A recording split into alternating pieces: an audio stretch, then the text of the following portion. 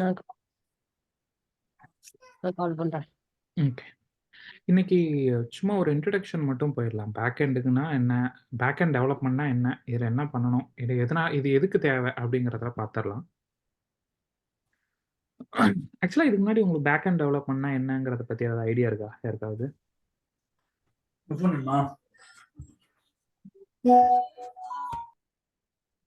Hello. Idea இருக்கான்னு கேக்குறீங்களா? சும்மா ஓவராலா தெரியும் அவ்வளவுதான். கணக்கு பேக் எண்ட்ல இருக்கிறத ஃப்ரண்ட் எண்ட்ல கனெக்ட் பண்ணாதான் ஒர்க் ஆகுங்க. இல்ல ஃப்ரண்ட் எண்ட்னா என்ன? பேக் எண்ட்னா என்ன? நாம முன்னாடி ஃப்ரண்ட் எண்ட்னா HTML, CSS அந்த மாதிரி. பேக் எண்ட்னா ஜாவா, பைத்தான் அந்த மாதிரி எல்லாம் பேக் எண்ட்ல ஒரு இவ்வளவுதான் எனக்கு தெரியும். ஓகே. நிவேதா, உங்களுக்கு இத பத்தி சுத்தமா ஐடியா இல்லல்ல? எனக்கு வந்து பேக் எண்டுங்கிறது நம்ம அந்த ஃப்ரண்ட்ங்கிறது நம்ம இந்த டிஸ்ப்ளே இந்த இது ஆண்ட்ராய்ட் ஸ்டுடியோ பண்ணோம்ல, ஆமா. அந்த இது அது மாதிரி பண்றதுதான் ஃப்ரண்ட்ன்னு நினைக்கிறேன். நான் நினைக்கிறேன். Okay, okay. மேல பேக் எண்ட்னா? பேக் எண்ட் யூசுவலி இப்ப படிக்கிறோம்ல Java, Python back end any programming language. Programming.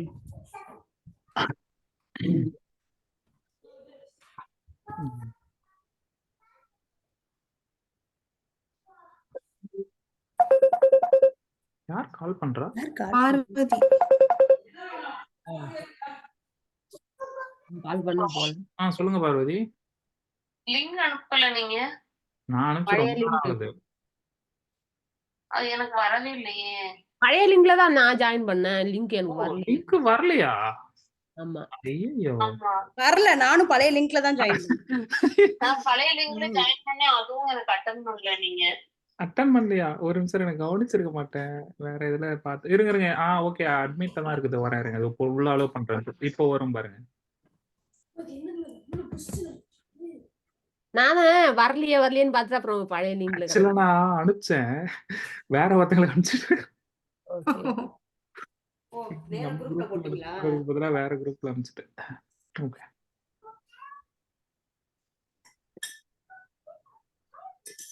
சரி. பார்வதி இன்னும் ஜாயின் ஆகல. அப்பயும் ஜாயினிங் கொடுத்துட்டேனே. மறுபடியும் இன்னொரு இதுல இருந்து ஜாயினிங் கேக்குது.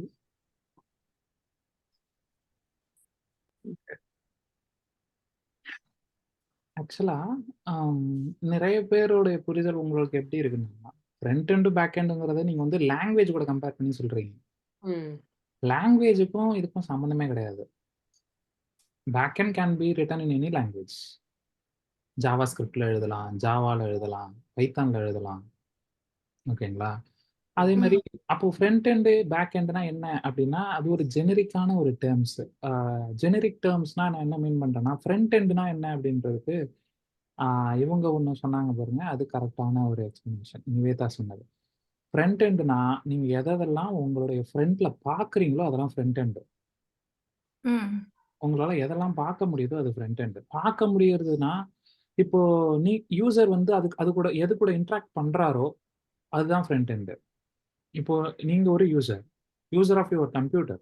ஸோ உங்களோட கம்ப்யூட்டர்ல எது ஃப்ரண்ட் எண்டுனா உங்களோட அப்ளிகேஷன் டிசைன் தான். உங்களுக்கு அதுதானே முன்னாடி மேலே தெரியுது. அது கூட தானே நீங்க இன்டராக்ட் பண்றீங்க. ஸோ அப்போ இந்த ஃப்ரண்ட் எண்டுங்கிறது என்னன்னா, நீங்க எது கூட இன்டராக்ட் பண்றீங்களோ, எதை நீங்க பாக்குறீங்களோ அதான் ஃப்ரண்ட் எண்டு. ஓகேவா? நான் எண்ட் யூசரை சொல்றேன், ஒரு டெவலப்பரை சொல்லல.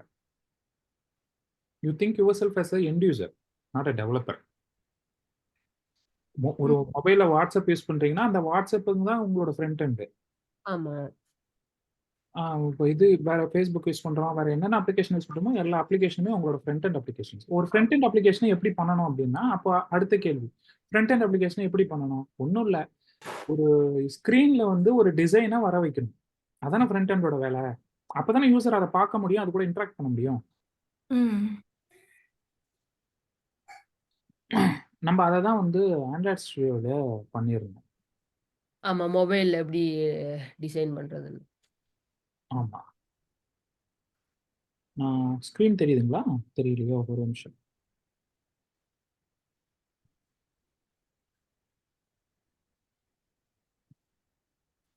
இது நம்மளோட ஆண்ட்ராய்ட் ஸ்டுடியோ.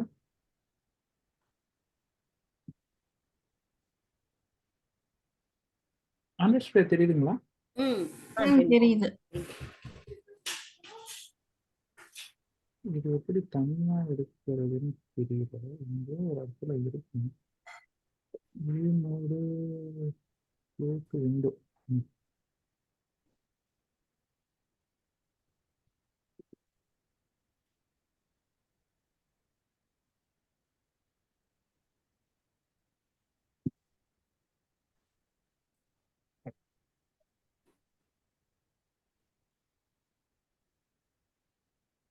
ஓகே. ஸோ இதுதான் இந்த அப்ளிகேஷன் தான் இப்போ ஃப்ரண்ட் எண்ட் மாதிரி. ஓகேங்களா? இந்த அப்ளிகேஷன் வந்து இப்ப நம்ம செஞ்சு வச்சிருக்கோம். இது ஃப்ரண்ட் எண்ட். இப்போ இதுல வந்து எம்ப்ளாயி நேம்னு ஏதாவது ஒன்று டைப் பண்றோம். இது கூட தான் இப்போ நான் வந்து இது கூட இன்ட்ராக்ட் பண்ணிட்டு இருக்கேன். ஆ. சப்மிட்னு கொடுத்தோம்னா சப்மிட் ஆகுது. ஷோன்னு கொடுத்தோம்னா ஷோ ஆகுது. ஓகேவா? Employee name show. ம். ராஜுன்னு கொடுத்தோம்னா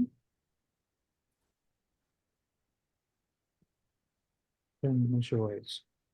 இப்போ இதுல என்ன விஷயம்னா, அப்போ இங்க ஒரு விஷயம் நோட் பண்ணுங்க. இதுல வந்து சப்மிட்னு நான் கொடுத்த உடனே இது எங்கேயோ ஒரு இடத்துல போய் இப்போ சேவ் ஆகுதுன்னு அர்த்தம். அந்த ரமாங்கிறது எங்கேயோ ஒரு இடத்துல போய் சேவ் ஆயிருக்கு. கரெக்டா? ஆமா. அதனால தான் நான் இங்க ஷோ ஆல் எம்ப்ளாயின்னு கொடுக்கும்போது அது எங்க போய் ஸ்டோர் ஆயிருக்கோ அங்க இருந்து எடுத்துட்டு வந்து இது எல்லாத்தையும் எனக்கு காட்டுது. இந்த விஷயம் புரியுதுங்களா? புரியுது. ஃபர்ஸ்ட் நீங்க சப்மிட்னு பண்ணும்போது எங்கேயோ ஒரு இடத்துல போய் அது ஸ்டோர் ஆகுது. அது நீங்க திருப்பி இங்க ஷோ ஆல் எம்ப்ளாயி கொடுக்கும்போது அங்க இருந்து எடுத்துட்டு வந்து இது இங்க முன்னாடி காமிக்குது. இதை அப்ப நான் இந்த ஸ்டோர் ஆகுற இடம் தான் பேக் எண்டா? அதை அப்படியே நான் இன்னும் கொஞ்சம் நல்லா தமிழ் படுத்தி சொன்னோம்னா, இங்க நீங்க அதுதான் நம்ம பண்றத கோட் பண்ற மாதிரி. நீங்க இங்க நீங்க என்ன பேர் கொடுக்குறீங்களோ அதை பின்னாடி எடுத்துன்னு போய் சேவ் பண்ணுது. ஷோ ஆல் எம்ப்ளாயி கொடுக்கும்போது பின்னாடி இருந்து எடுத்துட்டு வந்து முன்னாடி கொடுக்குது. இப்ப அந்த முன்னாடி பின்னாடிங்கிறது என்ன டெர்மினாலஜின்னு புரிஞ்சுதா? புரிஞ்சுது. புரிஞ்சுது. அதான் ஃப்ரண்ட் எண்ட் அண்ட் பேக் எண்டுங்கிறது. அப்போ ஒரு இடத்துல போய் வைக்கணும். அந்த இடம் தான் வந்து பேக் எண்ட். அந்த இடம் வந்து ஆஸ் அ யூசரா ஒரு கஸ்டம் எனக்கு என்ன தெரியும்? இப்போ ஒரு யூசர் நான் யூஸ் பண்ணிட்டு இருக்கேன். இது எங்க போய் பின்னாடி ஸ்டோர் பண்ணி வைக்குதுன்னு எனக்கு தெரியாது இல்லையா? ஸோ ஃப்ரண்ட் எண்டுக்கு ஒரு யூசருக்கு முன்னாடி எது தெரியுதுன்னா ஃப்ரண்ட் எண்ட் தான் தெரியுது. அவருக்கு வந்து பேக் எண்ட்ல என்ன நடக்குதுங்கிறத பத்தியே தெரியாது. ஆமா. எங்க ஸ்டோர் ஆகுதுன்னு தெரியாது. தெரியாது. அதே மாதிரி என்ன ஆப்ரேஷன் நடக்குது, அந்த ரிட்ரீவ் பண்ணி கொடுக்கும்போது என்ன லாஜிக்ல ரிட்ரீவ் பண்ணி கொடுக்குது, அந்த மாதிரி எதுவுமே ஐடியா இருக்காது அவரை பொறுத்த வரைக்கும். இதுதான் ஃப்ரண்ட் எண்ட் பேக் எண்ட்னாங்கிறதுக்கான ஐடியா. இப்போதைக்கு பார்த்தீங்கன்னா நம்மளுக்கு இப்போ எங்கே ஸ்டோர் ஆகுது அப்படின்னு கேட்டிங்கன்னா, நான் வந்து பேக் எண்டுன்னு தனியாக ஒன்றும் இதுக்கு வச்சிடல. அப்படின்னா என்ன அர்த்தம் அப்படின்னா, என்னோட மொபைல்லையே இப்போ இந்த அப்ளிகேஷன் ரன் ஆகிறதுக்கு ஒரு ஸ்பேஸ் வேணும்னு நான் முன்னாடியே சொல்லியிருக்கேன். ஞாபகம் இருக்குங்களா? ஒரு அப்ளிகேஷன் ரன் ஆகணும்னா ஒரு மெமரி ஸ்பேஸ் அதை எடுத்துக்கும். இந்த அப்ளிகேஷன் வந்து இப்போ 2 GB இருக்கிற ஒரு அப்ளிகேஷன் 2 GB வந்து ஹார்ட் டிஸ்க்ல அதுக்கான ஸ்பேஸ் எடுத்துக்குது. அந்த 2 GB ரேம்ல அந்த 2 GB ஸ்பேஸ்ல தான் இந்த அப்ளிகேஷன் வந்து ஸ்டோர் ஆயிருக்கு. நீங்க எப்போ அந்த உங்களுடைய மெனு ஐகானை கிளிக் பண்றீங்களோ அப்போ வந்து இது ரன் ஆக ஆரம்பிக்கும். புரியுதா? புரியுது. ஸோ அப்போ ரன் ஆக ஆரம்பிக்குதுன்னா என்ன அர்த்தம்? இந்த ஐகானை நீங்க வந்து கிளிக் பண்ணும்போது ஹார்ட் டிஸ்க்ல இருந்து லோட் ஆகி ரன் ஆகுதுன்னு அர்த்தம். ஓகேவா? ரன் ஆகும்போது எங்க வைக்கணும்னு சொன்னேன்? ரேம்ல வந்து எடுத்துட்டு வந்து எல்லா டேட்டாவும் வைக்கணும்னு சொன்னேன். கரெக்டா? இப்போ நான் இங்க ஒரு பேர் ஸ்டோர் பண்ணேன். அது என்ன ஆகுதுன்னா இப்போதைக்கு நான் என்ன பண்ணிருக்கேன்னா ரேம்ல எடுத்துட்டு போய் தான் ஸ்டோர் பண்ணிருக்கேன். ரேம்ல ஸ்டோர் பண்றதுனா என்ன அப்படின்னு கேட்டீங்கன்னா, இப்போ இந்த வேரியபிள் a = 8ன்னு போட்டா அது எங்க போய் ஸ்டோர் ஆகும்?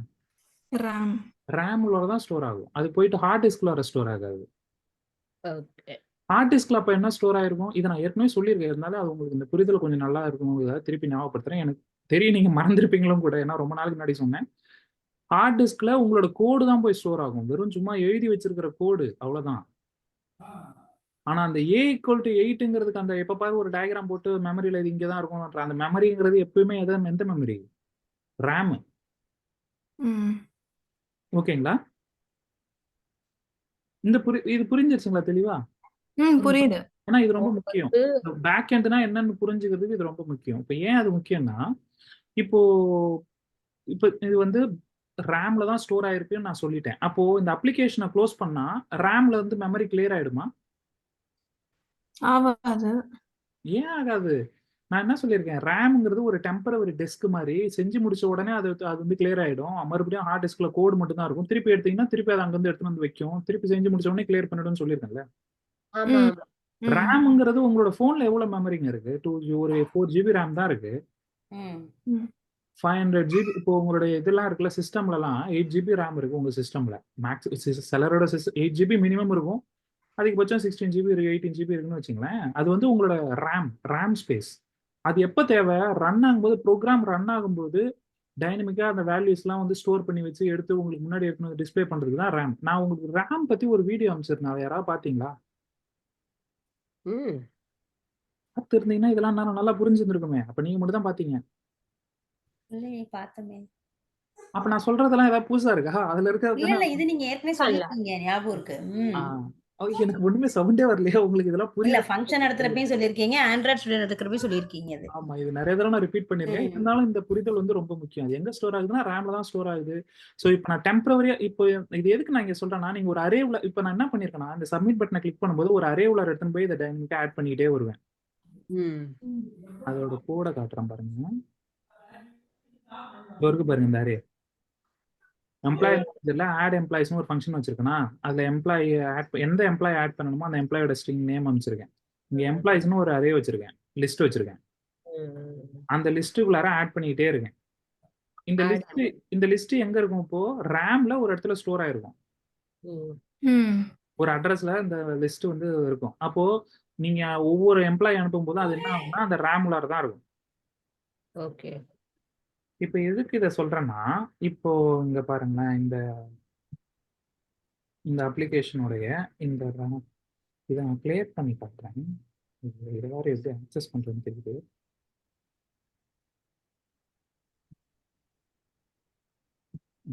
அவ்வளோதான். அந்த அப்ளிகேஷனை இப்போ நம்ம கிளியர் பண்ணி விட்டோம். இப்போ இந்த அப்ளிகேஷனை நான் ஓப்பன் பண்ணி ட்ரை பண்றேன். இது எந்த அப்ளிகேஷன்? இதுவா? இப்போ இது என்ன இருக்கும்? மெமரியில இருந்து கிளியர் ஆயிடுச்சு. இப்போ திருப்பி மெமரியில லோட் ஆயிடுச்சு. லோட் ஆன உடனே பாருங்க, அந்த ஷோ ஆல் எம்ப்ளாய் கொடுத்தா ஏதாவது வருமா? வராது. ஆமா, வராது. ஏன் வரலன்னா, அது எங்க இருந்தது? ரேம்ல தான் இருந்தது. அப்ப ரேம்ல இருந்ததுனால இந்த அப்ளிகேஷனை நீங்க க்ளோஸ் பண்ணா கண்டிப்பா அந்த மெமரி எல்லாமே கிளியர் ஆயிடும். அதனால அது போயிடுச்சு. அப்போ இது போகக்கூடாதுப்பா, எனக்கு இதுலயே இருக்கணும் அப்படின்னா என்ன பண்ணணுங்கிறதா அடுத்த கேள்வி. இப்போ உங்களோட கம்ப்யூட்டர் இருக்கு.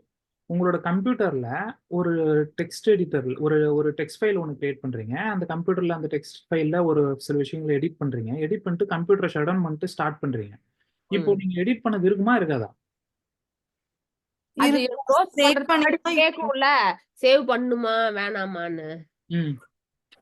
சேவ்னா நீங்க பண்ணும்போது அது எங்க போய் சேவ் ஆகும்? நம்ம எந்த இதுல சேவ் ஆகணும் கொடுக்கணுமோ அங்க அது போய் டிரைவ். அந்த டிரைவ்ங்கிறது என்ன? அதான் இப்போ சொன்னீங்க அந்த எந்த டிரைவ்ல ஸ்டோர் ஆகணும், எந்த லொகேஷன்ல ஸ்டோர் ஆகணும்னு நீங்க சொல்றது எங்க சொல்றீங்கன்னா ஹார்ட் டிஸ்க். அது எக்ஸ்ட்ரா ஹார்ட் டிஸ்க். ஓகேவா? ஹார்ட் டிஸ்க் தான் பெர்மனன்ட் ஸ்டோரேஜ். அப்ளிகேஷனை பேஸ் பண்ணி இல்ல. நீங்க உங்களுடைய டெக்ஸ்ட் எடிட்டை வந்து நீங்க க்ளோஸ் பண்ணா கூட ஏழுமலை நான் லேப்டாப்ல கனெக்ட் பண்ணிருக்கேன். அதை ஜாயின் பண்ணிருக்கேன். ஒரு நிமிஷம். லேப்டாப்ல கனெக்ட் பண்ணிருக்கீங்களா? இருங்க வரேன். எங்க அந்த இதையே காணோம். ஜூம் மீட்டிங் தான். எதுவும் வரலையே எனக்கு. இல்லையே, நான் சென்ட் பண்ணிட்டேன். அதே இது நியூவா உள்ள லிங்க், அந்த லிங்க் லாஸ்ட் உள்ள லிங்க் தானே சொன்னீங்க? ஆமா, எல்லா லிங்க்குமே ஒரே லிங்க் தான். எல்லா வாட்டியும் ஒரே இதுல தான் கனெக்ட் பண்றேன். கனெக்டிங்னு வருதானா? நீங்க அக்செப்ட் பண்ணல. இப்பதாங்க பண்ணேன். ஓகே, அப்போ வந்துடும். ஓகேங்க. Okay, thanks. சொல்லுவாங்க. இப்போ இது வந்து ஒரு டெக்ஸ்ட் எடிட். ஓகேங்களா? இதுல வந்து நான் இப்போ ஏதோ ஒண்ணு வந்து ஸ்டோர் பண்றேன் அப்படின்னா ஸ்கிரீன் ஷேர் பண்ணல. தெரியுதா? ஸ்கிரீன் ஷேர் பண்ணுங்க. ஒரே ஷேர். நிமிஷம்.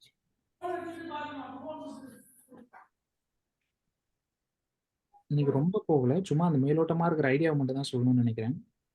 அதை மட்டும் நல்லா தெளிவா உள்வாங்கிட்டா போதும். என்ன கத்துக்க போறோங்கிறது நமக்கு முதல்ல நல்லா தெரியும். இப்போ ஒரு டெக்ஸ்ட் எடிட் போட்டு அதில் ஒன்று டைப் பண்றேன். டைப் பண்ணிட்டு இந்த அப்ளிகேஷனை நான் க்ளோஸ் பண்றேன். ஓகேவா? இப்போ நம்மள ஆண்ட்ராய்டில் அந்த ஆண்ட்ராய்டு அப்ளிகேஷனை க்ளோஸ் பண்ணும்போது என்னாச்சு? மெமரியில் என்னென்னலாம் இருந்ததோ, ரேம்ல என்னென்னலாம் இருந்ததோ அது எல்லாமே க்ளோஸ் ஆயிடுச்சு. ம்.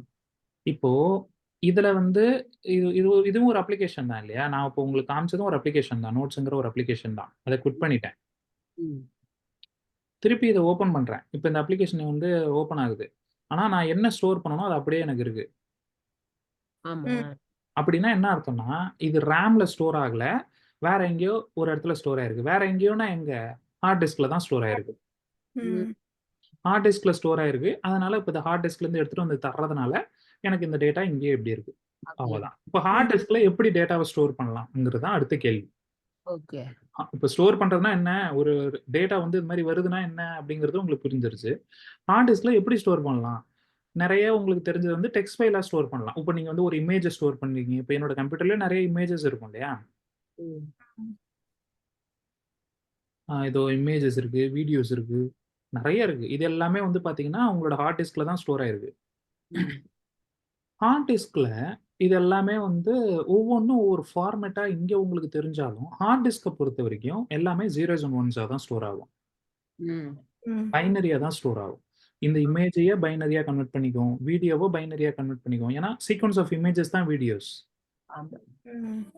ஒரு இமேஜ்ங்கிறது என்ன அப்படின்னு கேட்டிங்கன்னா பிட்மேப் தான் இமேஜ். ஒரு பைட் அரே தான் இமேஜ். ஒரு 01 01 01ன்னு இருக்கும். அதாவது இமேஜ்ங்கிறது என்னது? கலர்ஸ் தானே. ஒவ்வொரு பைட்டும் ஒவ்வொரு பிட்டும் ஒரு கலர். ஒரு ரெட்டுங்கிற ஒரு கலருக்கு வந்து ஸ்கூல்ல ஆர்ஜிபி படிச்சிருப்பீங்க இல்லையா? RGB colours 255 255 255 red 255 green blue RGB. அந்த 255 இப்போ நீங்க ரெட் வந்து 200 அது வந்து ஒரு ரேஷியோங்கிற மாதிரி நீங்க புரிஞ்சுக்கலாம். ரெட் 200 கிரீன் 100 பி வந்து ஒரு 50ன்னு கொடுத்தீங்கன்னா அந்த ரேஷியோல ரெட்டையும் கிரீனையும் ப்ளூவையும் கலந்தீங்கன்னா ஒரு கலர் வரப்போகுது. இப்போ அந்த 200க்கு என்ன சொன்னேன்? 150ன்னு சொன்னேன்னா ஸ்கூல் காலேஜ்ல நம்ம படிச்சிருப்போம்ல பைனரி ஹெக்ஸாடெசிமலா கன்வெர்ட் பண்றது. ம். ஹெக்ஸாடெசிமலா பைனரியா கன்வெர்ட் பண்றது. இப்போ 100ங்கிறத பைனரியா கன்வெர்ட் பண்ணி ஸ்டோர் பண்ணிடும் ஹார்ட் டிஸ்க். ஸோ திருப்பி நீங்க எடுக்கும்போது அந்த 100ங்கிறத திருப்பி அது என்னவா எடுக்கும்? ஹெக்ஸாடெசிமலா எடுத்து கன்வெர்ட் பண்ணி அந்த 100ங்கிறது 6, ஜிங்கிறதுக்கு என்ன, ப்ளூக்குங்கிறது என்ன, மூணுத்துக்கும் சேர்த்து ஒரு வேல்யூ வரும். அதுதான் ஒரு கலரா கிரியேட் ஆகும். அந்த கலர் தான் அந்த கலருக்கு இருக்கிற அந்த லைட்டோடைய டென்சிட்டியை மாத்துவாங்க. அது மூலமா தான் உங்களோட ஸ்கிரீன்ல உங்களுக்கு இது ரெட் கலராகவும் இது எல்லோ கலராகவும் இது கிரீன் கலராகவும் தெரியுது. ம். ஸோ இது மாதிரி ரெட் இந்த மாதிரி ஒரு ஒரு ஒரு ஒரு ஒரு இமேஜ்னா என்ன? நீங்க நம்ம இந்த ஊர்ல சீரியல் பல்பு பார்த்துருப்போம்ல, தூரத்துல இருந்து பார்க்கும்போது ஒரு உருவம் இருக்கிற மாதிரியே இருக்கும். கிட்ட போய் பார்த்தீங்கன்னா ஒவ்வொன்றும் தனித்தனி பிக்சல், ஒவ்வொன்றும் ஒரு லைட்டு. ஆமா, ஆமா. அந்த லைட் வந்து ரெட் கலர்ல எரிய வைக்கணும், ப்ளூ கலர்ல எரிய வைக்கணும். பக்கத்துல லைட் என்னென்ன கலர்ல எரிய வைக்கிறோமோ அது மாதிரி எரிய வச்சா அது ஒரு இமேஜா தெரியும். ம். இப்போ இந்த இமேஜ்னா என்னன்னு புரிஞ்சுதுங்களா? ரைட். சீக்வன்ஸ் ஆஃப் இமேஜ் தான் வீடியோங்கிறதுனால வீடியோவை பத்தி தனியாக எக்ஸ்பிளைன் பண்ண தேவையில்லை. ஓகேவா? ஸோ இந்த மாதிரி ஒரு நீங்க எதை ஸ்டோர் பண்றதா இருந்தாலும் இது அவுட் ஆஃப் த டாபிக் தான். பட் நீங்க ஃப்ரண்ட் எண்ட் உங்களுக்கு ஏற்கனவே தெரியுங்கிறதுனால இதையும் புரிஞ்சுக்கிறது நல்லது. எதை ஸ்டோர் பண்ணாலும் ஹார்ட் டிஸ்க்ல இந்த மாதிரி தான் போய் ஸ்டோர் ஆக போகுதுங்கிறது புரிஞ்சிருச்சு. இப்போ இந்த டெக்ஸ்ட்டுங்கிறது அப்போ எப்படி ஸ்டோர் ஆகும் அப்படின்னு கேட்டிங்கன்னா இந்த எஸ்ங்கிறதுக்கு ஒரு ஒரு நம்பர் கொடுத்துருவாங்க. ஆஸ்கி கோடுன்னு சொல்லுவாங்க. ஓகேங்களா? ஆஸ்கி கோட் நீங்க இதுல கூகுள்ல டைப் பண்ணீங்கன்னா உங்களுக்கு அதுல வரும். என்னன்னு தெரியல, என் சிஸ்டம் கொஞ்ச ஸ்லோவா இருக்கு. நான் சிஸ்டம் ஷட் டவுன் பண்ணிட்டு எடுத்துருக்கணும்.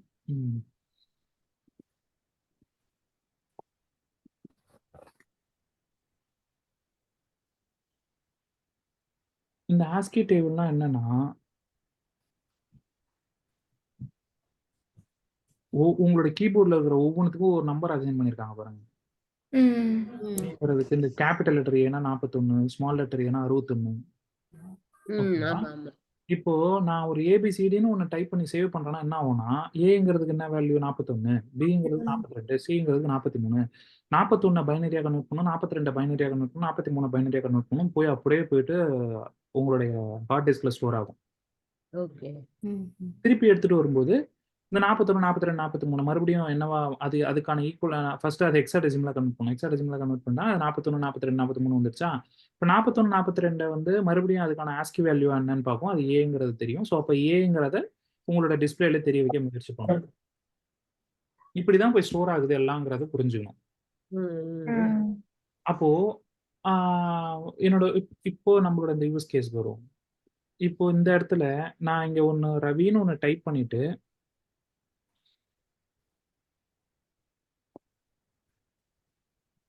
சப்மிட்னு கொடுத்தனா இது எனக்கு போயிட்டு என்னோட ஹார்ட் டிஸ்க்ல ஸ்டோர் ஆகணும்னா நான் என்ன பண்ணணும், எப்படி ஸ்டோர் பண்ணணும் அப்படிங்கறதான் கேள்வி. இப்போ ஹார்ட் டிஸ்க்ல எடுத்துட்டு போயிட்டு நீங்க ஒரு டெக்ஸ்ட் ஃபைலா கூட ஸ்டோர் பண்ணலாம். இந்த RRAங்கிறத ஒரு டெக்ஸ்ட் ஃபைலா நான் கிரியேட் பண்ணி அதை ஹார்ட் டிஸ்க்ல வச்சுட்டு திருப்பி எனக்கு தேவைப்படும் போது நான் எடுத்துட்டு வந்துடலாம், ஹார்ட் டிஸ்க்ல இருந்து எடுத்துட்டு வந்துக்கலாம். ஓகேவா? ஆனா அதுல என்ன ஒரு பிரச்சனைனா, இது அது உங்களுக்கு எல்லாருக்குமே டேட்டா பேஸ் தெரிஞ்சிருக்கும். ஆனா அந்த டேட்டா பேஸ்க்கான பேசிக்கே இதுதான். அது என்ன என்ன பிரச்சனைனா அப்படி எடுத்துட்டு வரதுல, இப்போ நீங்க ஷோ ஆல் எம்ப்ளாயிஸ்ன்னு கொடுக்கும்போது அது இப்போ கொரி பண்ணி எடுக்கணும் இல்லையா? அதை வந்து அந்த ஒரு டெக்ஸ்ட் ஃபைல்ல வந்து இந்த ஒரு பர்ட்டிகுலர் இதை மட்டும் மொத்தமா எடுத்துட்டு வந்து குடுன்னு சொன்னா இது மாதிரி மொத்தமா கொடுத்துரும். அதுல பிரச்சனை இருக்காது. இப்போ வந்து 20 வயசுக்கு மேல இருக்கிறவங்களை மட்டும் குடு, அந்த மாதிரிலாம் கொரி பண்ணி எடுக்கிறதா இருந்தா எப்படி கொரி பண்ணி எடுக்கிறது? அதை ப்ராசஸிங் பண்றது கஷ்டம். அதாவது அதுக்கு நம்ம தனியா ஒரு ப்ரோக்ராம் எழுதணும். என்ன ப்ரோக்ராம் எழுதணும்?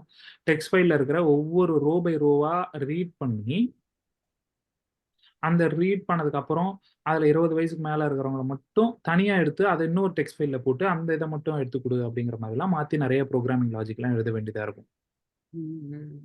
அப்போ இதெல்லாம் பண்ண வேண்டாம் அப்படின்னா எது ஈஸியான வழின்னு கேட்டீங்கன்னா டேட்டா பேஸ் யூஸ் பண்றது. டேட்டா பேஸ்க்கு பதிலாக இப்போ நம்ம எக்ஸல்ல வச்சு கூட யூஸ் பண்ணிக்கலாமே மலை அப்படின்னு கேட்டிங்கன்னா அதுவும் கரெக்ட் தான். எல்லாமே ஹார்ட் டிஸ்க்ல போய் ஸ்டோர் ஆகும்போது அட் லாஸ்ட் எல்லாமே 0 தான். ஓகேவா? அதை எப்படி எடுத்துட்டு போய் ஹார்ட் டிஸ்க்ல போடுறாங்க, எப்படி அங்கிருந்து எடுத்துட்டு வராங்கிறது தான் மாறுது. இப்போ நான் எப்படி சொன்னேன், இமேஜுக்கு வீடியோக்கெல்லாம் ஒரு ஃபார்மேட், இமேஜுங்கிறது ஒரு JPEG PNG-யா இருக்கு, அதை எடுத்துட்டு போயிட்டு ஹார்ட் டிஸ்க்ல போடுறாங்க, எடுத்துட்டு வராங்க.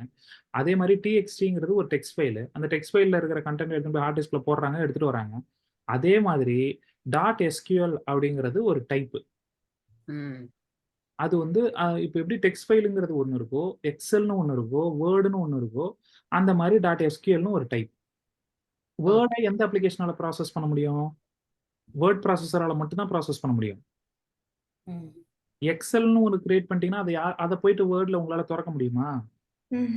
எக்ஸலால மட்டும் தான் திறக்க முடியும். அதே மாதிரி SQLனு ஒன்று ஸ்டோர் பண்ணிட்டீங்கன்னா அதை SQL அதை ப்ராசஸ் பண்ணக்கூடிய கேப்பபிலிட்டி இருக்கிற அப்ளிகேஷனால மட்டும் தான் ஓப்பனே பண்ண முடியும். புரிஞ்சுதா?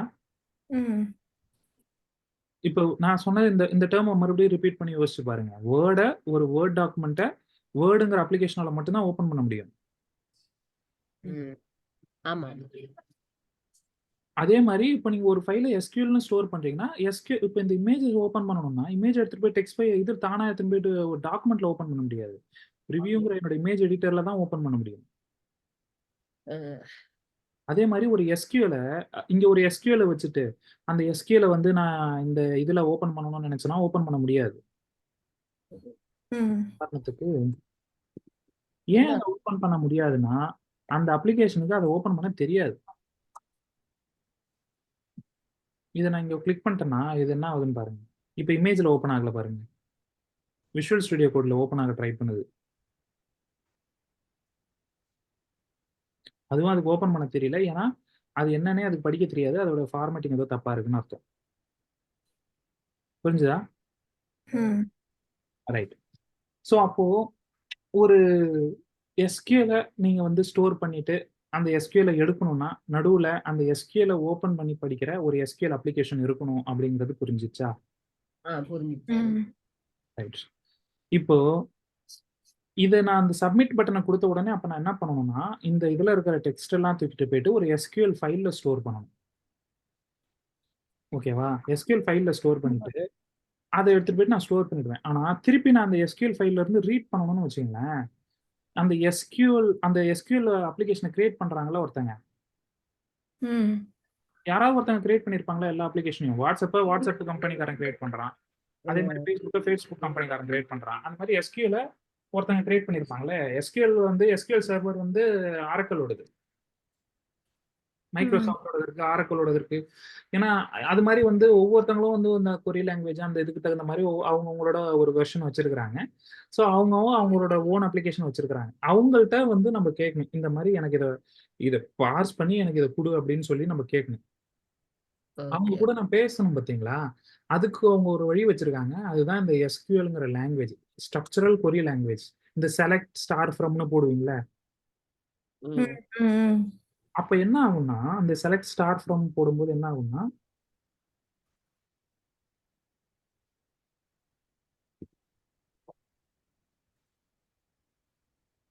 Table name. இப்போ என்ன ஆகும்னா இதை வந்து எஸ்கியூஎல் வந்து இதை புரிஞ்சுக்கிறதுக்குனே அது அவன் ஒரு அப்ளிகேஷன் செஞ்சு கொடுத்துருக்கான். அந்த அப்ளிகேஷன் வந்து பிஹைண்ட் த சீன் அந்த அப்ளிகேஷன் கூட நம்ம கனெக்ட் பண்ணி பேசணும். ஓகே. ஓகேவா? கனெக்ட் பண்ணி பேசும்போது இந்த கொரியை நம்ம அவங்கள்ட்ட கொடுத்தோம்னா அவங்க என்ன பண்ணுவாங்கன்னா அந்த டேபிள் நேம் அவங்க தானே ஸ்டோர் பண்ணாங்க கரெக்டாக இதே மாதிரியான ஒரு ஃபார்மேட்ல. ஸோ அவங்க கரெக்டாக அதை ரீட் பண்ணி அதில் உள்ளார என்னென்ன டேபிள்ஸ் என்னென்ன டேட்டா இருக்குன்னு எடுத்து கொடுக்க தெரியும். நம்மளுக்கு டைரக்டா எடுத்து ஒரு ஹார்ட் டிஸ்க்ல போட்டு அதை திருப்பி எடுத்து வந்து கொடுக்க தெரியாது. அதே மாதிரி இந்த இமேஜ் இருக்குல்ல, இமேஜ் வந்து நம்ம எடுத்துட்டு போயிட்டு ஸ்டோர் பண்றோம்னு சொன்னோம்ல, அந்த மாதிரி அதை திருப்பி அதே மாதிரி எடுத்துன்னு வந்து காட்டணும்னா அதுக்கு அந்த இமேஜ் எடிட்டருங்கிற அப்ளிகேஷன் தேவை. இந்த கொரிங்கிறது எதுக்கு தேவைப்படுதுங்கிறது புரிஞ்சுதுங்களா? ஏன்னா நம்மளால இப்போ ஒரு எக்ஸல் இருக்குன்னா எக்ஸலை ஓப்பன் பண்றதுக்கு எக்ஸல்னு ஒன்று தேவை. அதே மாதிரி இப்போ ஒரு கொரி போட்டு ஒரு எஸ்கியூஎல் நீங்க ஸ்டோர் பண்ணிட்டீங்கன்னா இந்த கொரியை யாராவது ஒருத்தங்க எக்ஸிக்யூட் பண்ணணும். எக்ஸிக்யூட் பண்ணி அதுக்கு தகுந்த மாதிரி எப்படி அதை ஒரு எஸ்கியூஎல் ஃபைலை எப்படி ரீட் பண்ணி எப்படி அதை எடுத்துட்டு வந்து கொடுக்கணுங்கிறது இந்த எஸ்கியூஎல் கொரியை இது பண்றவங்களுக்கு தான் தெரியும், எக்ஸிக்யூட் பண்றவங்களுக்கு தான் தெரியும். அதுதான் இந்த கொரி இன்ஜின் ஒன்று இருக்கும். இந்த கொரி இன்ஜின் வந்து யார் தயாரிப்பாங்கன்னா அந்த கம்பெனிக்காரங்க அவங்க இப்போ ஆரக்கல் வந்து இந்த மாதிரி ஒரு கொரி இன்ஜின் வச்சிருக்காங்க, மைக்ரோசாஃப்ட் ஒரு கொரி இன்ஜின் வச்சிருக்காங்க. அந்த மாதிரி நிறைய பேர் அவங்களுக்கு தகுந்த மாதிரி ஒரு கொரி இன்ஜின் வச்சிருக்காங்க. அவங்க எப்படி எடுத்துட்டு போய் டேட்டாவை ஸ்டோர் பண்றாங்க, என்ன மாதிரியான ஃபார்மேட்ல ஸ்டோர் பண்றாங்கிறது வேற விஷயம். அது பேஸ் பண்ணி நிறைய கம்பெனி இருக்கு. எஸ்கியூஎல் டேட்டாபேஸ்னு இருக்கு, NoSQL டேட்டாபேசஸ்னு இருக்கு. NoSQLனா MongoDB அப்படிங்கிறது ரொம்ப ஃபேமஸான ஒரு NoSQL DB. அதுக்கப்புறம் Firestore அப்படிங்கிறது ஒரு ஃபேமஸான NoSQL DB. இந்த மாதிரியான டிபிஸ்லாம் நிறைய இருக்கு. நமக்கு தெரிஞ்சதெல்லாம் எஸ்கியூஎல் தான். எஸ்கியூஎல்னா இந்த மாதிரி செலக்ட் ஸ்டார் ஃப்ரம் போடுவோம் அப்படிங்கிறது. ஏன்னா அது வந்து எஸ்கியூஎல் பல காலமா இருந்தது. ஸோ இந்த மாதிரியான ஒரு ஃபார்மேட்ல எடுத்துட்டு போயிட்டு டேட்டாவை ஸ்டோர் பண்ணி இந்த மாதிரியான ஒரு ஃபார்மேட்லயே நம்ம திருப்பி இப்படி கொரி பண்ணி கேட்டா அது எடுத்து வந்து கொடுக்கும். அது ப்ராசஸ் பண்றதுக்கு கொரி இன்ஜின் ஒன்று இருக்கும். நம்மளோட அது எங்க இருக்கும்னா நம்மளோட கம்ப்யூட்டர்லயே வந்து இருக்கும் கொரி இன்ஜின் ஒன்று. இல்லாட்டி நாங்க இன்ஸ்டால் பண்ணணும் எஸ்கியூஎல். நீங்க எஸ்கியூஎல் இன்ஸ்டால் பண்றோம்னு சொல்றோம்ல, அதுக்கான அர்த்தம் என்னன்னா இந்த கொரி இன்ஜினை இன்ஸ்டால் பண்றோங்கிறதான் அர்த்தம். இப்போ இந்த MongoDB Firestore அதே மாதிரி அதுக்கு ப்ராசஸ் பண்ணக்கூடிய இன்ஜின் தனியா இருக்கு. அதுல வந்து நம்ம டேட்டா வந்து ரோ பை காலமா, இப்போ எஸ்கியூஎல்ல வந்து பாத்தீங்கன்னா ரோ காலமா ஸ்டோர் ஆகும். இதுலலாம் வந்து ரோ காலமா ஸ்டோர் ஆகாது. இதுல வேற ஒரு ஃபார்மேட்ல ஸ்டோர் ஆகும்.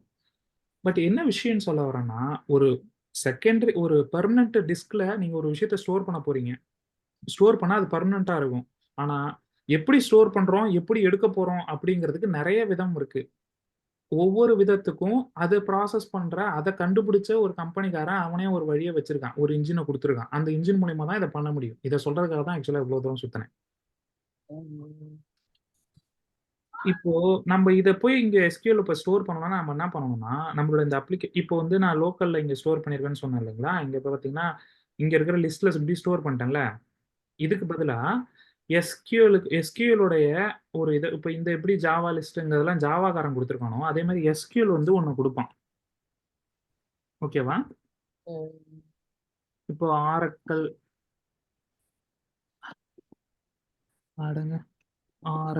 டாட் SQL டாட் சம்திங் இந்த மாதிரி ஏதோ ஒன்று இருக்குன்னு வச்சுங்களேன்.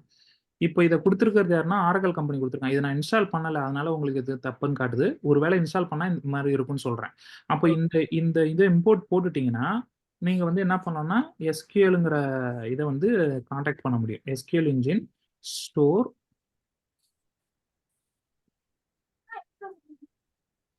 எம்ப்ளாயி அப்படின்னு கொடுத்துடலாம். புரியுதுங்களா? திருப்பி எடுக்கணும்னு வச்சுங்களேன். இப்போ போடுறதுக்கு இந்த மாதிரி திருப்பி எடுக்கணும்னா அதே மாதிரி எஸ்கியூஎல் இன்ஜின்ட்டே கேட்கலாம். Dot retrieve. நான் சும்மா சொல்றேன், இதெல்லாம் ரியல் ஃபங்க்ஷன் கிடையாது. பட் எப்படி இதெல்லாம் ஒர்க் ஆகும் அப்படிங்கறத சொல்றேன்.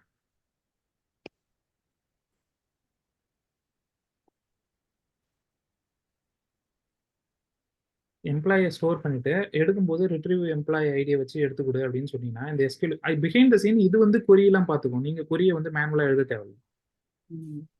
பட் இது எங்க போய் ஸ்டோர் ஆகும்? எஸ்கியூஎல்ல தான் போய் ஸ்டோர் ஆகும். எஸ்கியூஎல்ல தான் போய் இந்த ஃபங்க்ஷன் உள்ளார அவங்க கொரி எழுதியிருப்பாங்கன்னு நீங்க புரிஞ்சுக்கணும்.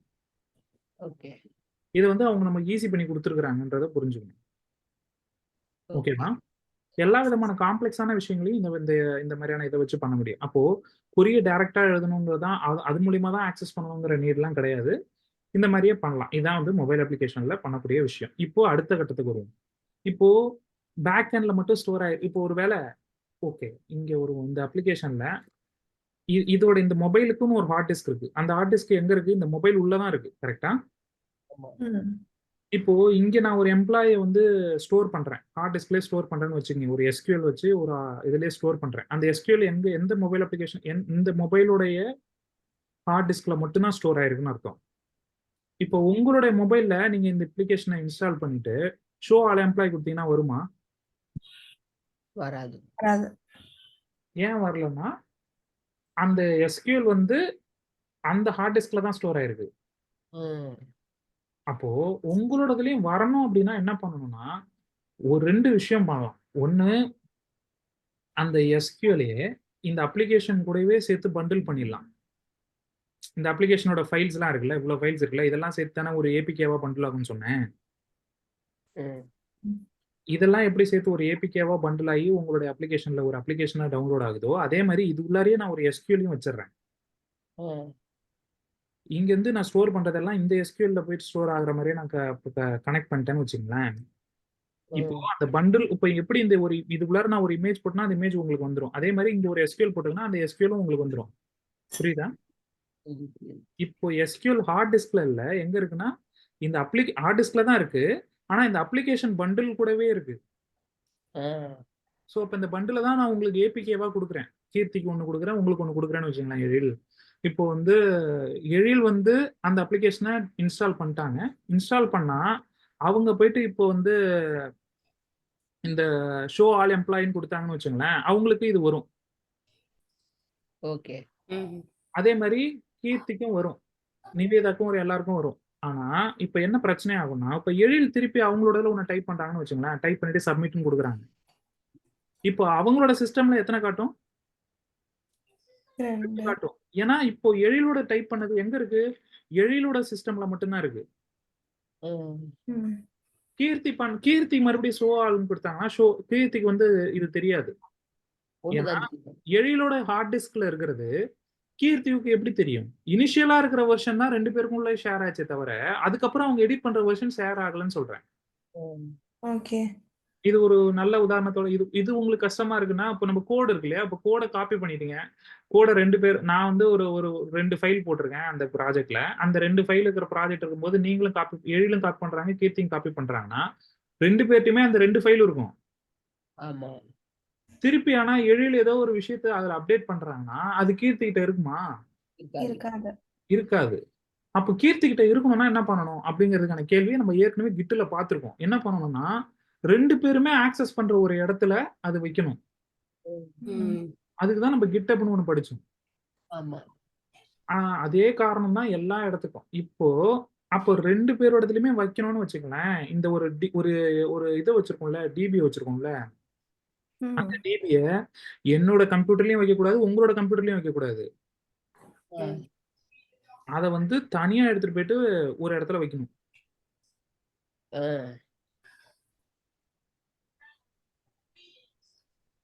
இதான் டிபி. இது வந்து தனியா ஒரு இடத்துல கிளவுட்ல இருக்குன்னு வச்சுக்கலாம்.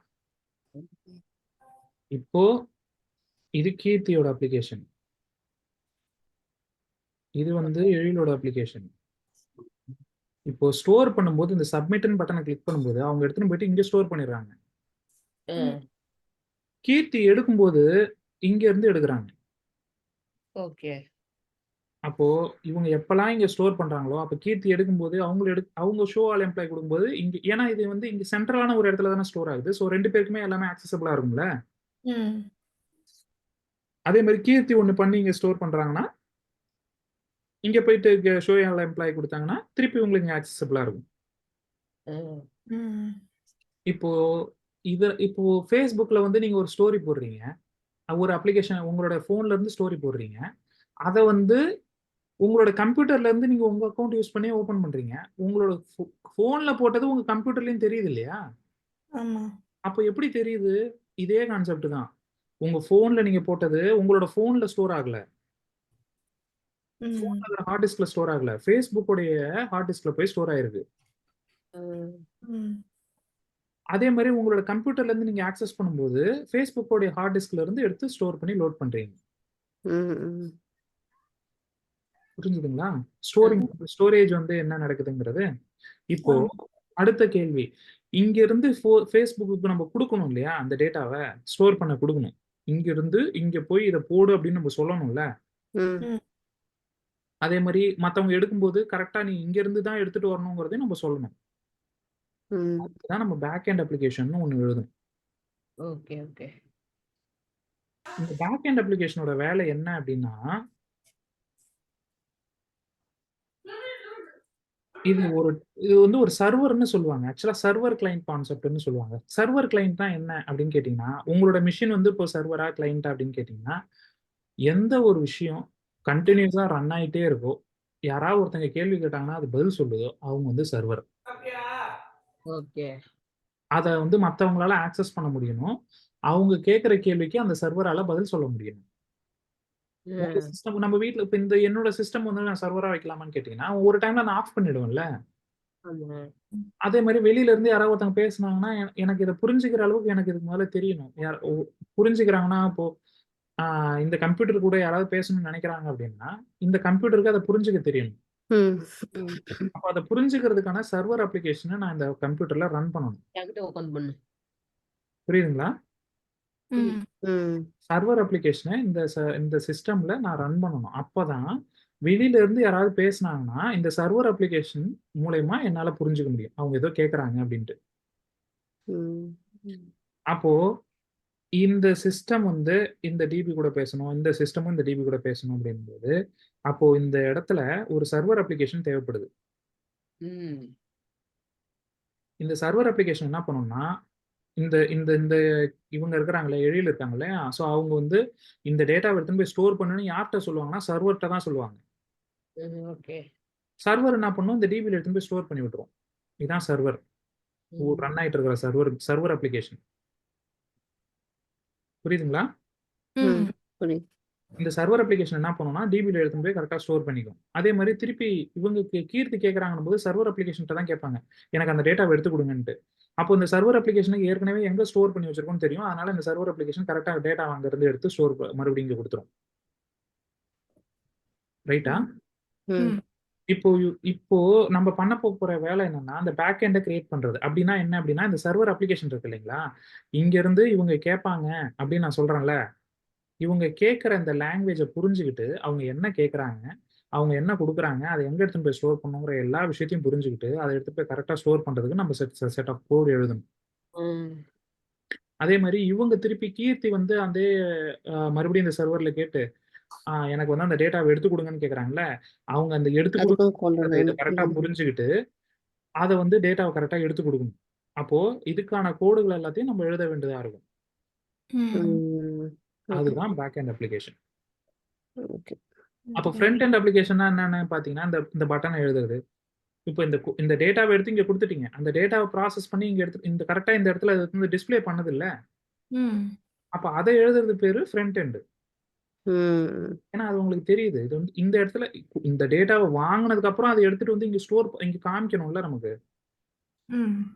இது ஃப்ரண்ட் எண்ட். இது பேக் எண்ட். பேக் எண்ட்னா அதை எடுத்து போய் கரெக்டா ஸ்டோர் பண்ணி அதை வந்து எந்த மாதிரியான ப்ராசஸ் பண்ணுமோ ப்ராசஸ் பண்ணி ஒரு சென்ட்ரலைஸ்ட் இடத்துல வச்சுக்கும். இது சென்ட்ரலைஸ்ட் இடத்துல இல்லைன்னா என்ன ஆகுங்கிறது தான் நம்ம ஃபர்ஸ்ட்ல இருந்து யூஸ் கேஸ் பை யூஸ் கேஸா பார்த்தோம். சென்ட்ரலைஸ்டா இல்லைன்னா என்ன ஆகும், அது உங்களோட கம்ப்யூட்டர்ல மட்டும் இருக்கும், இன்னொருத்த கம்ப்யூட்டர்ல போகவே போகாது, சிங்கே ஆகாது. புரியுதுங்களா? புரியுது.